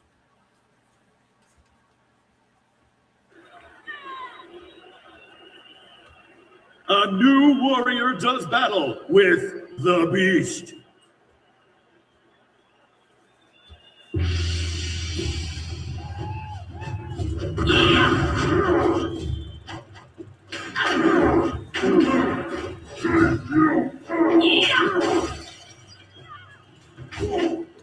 Done! First fight is over.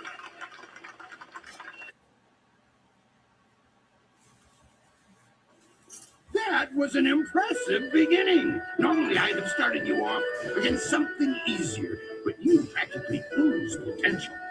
You caught the eyes of the other fighters as well. Go ask them if you don't believe me.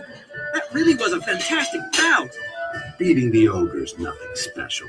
I could have done better bound and blinded. Sometimes you don't even need to ask. One fight does not make a champion, though. There are many more opponents ahead of you. Let's move on, shall we? Nothing else I need from you, Kui. Be sure to return when you're ready to continue your climb through the qualifying round. 300 silver for beating an ogre. Yes, I did make fairly short work of him, didn't I? You defeated the ogre and made your first mark on the grand tournament of the Jade Empire. Many more opponents await you. Win your second qualifying match. Your second fight of the qualifying round awaits. When ready, you should speak with Kui to begin. Save.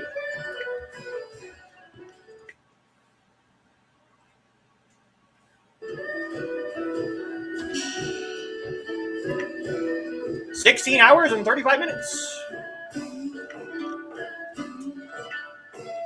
We will start with the arena next Monday.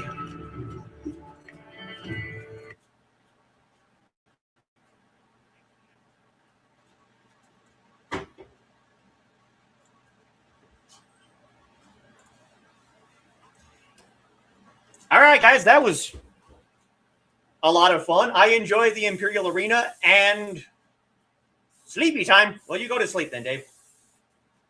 If you can make it all the way through to the end without losing a fight, you get a special added bonus. So I always endeavor to be undefeated in the arena. And I usually only save once I get to the top of a division. So we get to the top of the qualifiers, we become qualifier champion, save the game. Silver champion, save the game, and so on. So you get to see that next Monday. So look forward to that. And look forward to more vocal tics from Kui the promoter.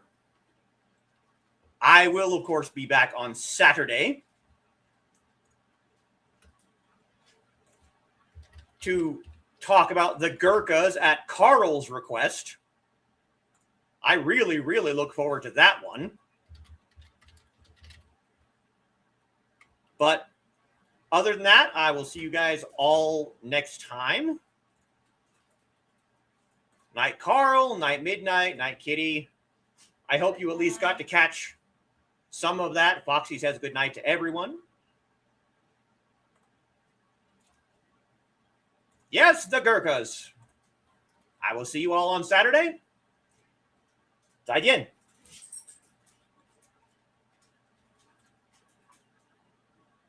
Good night. Good night.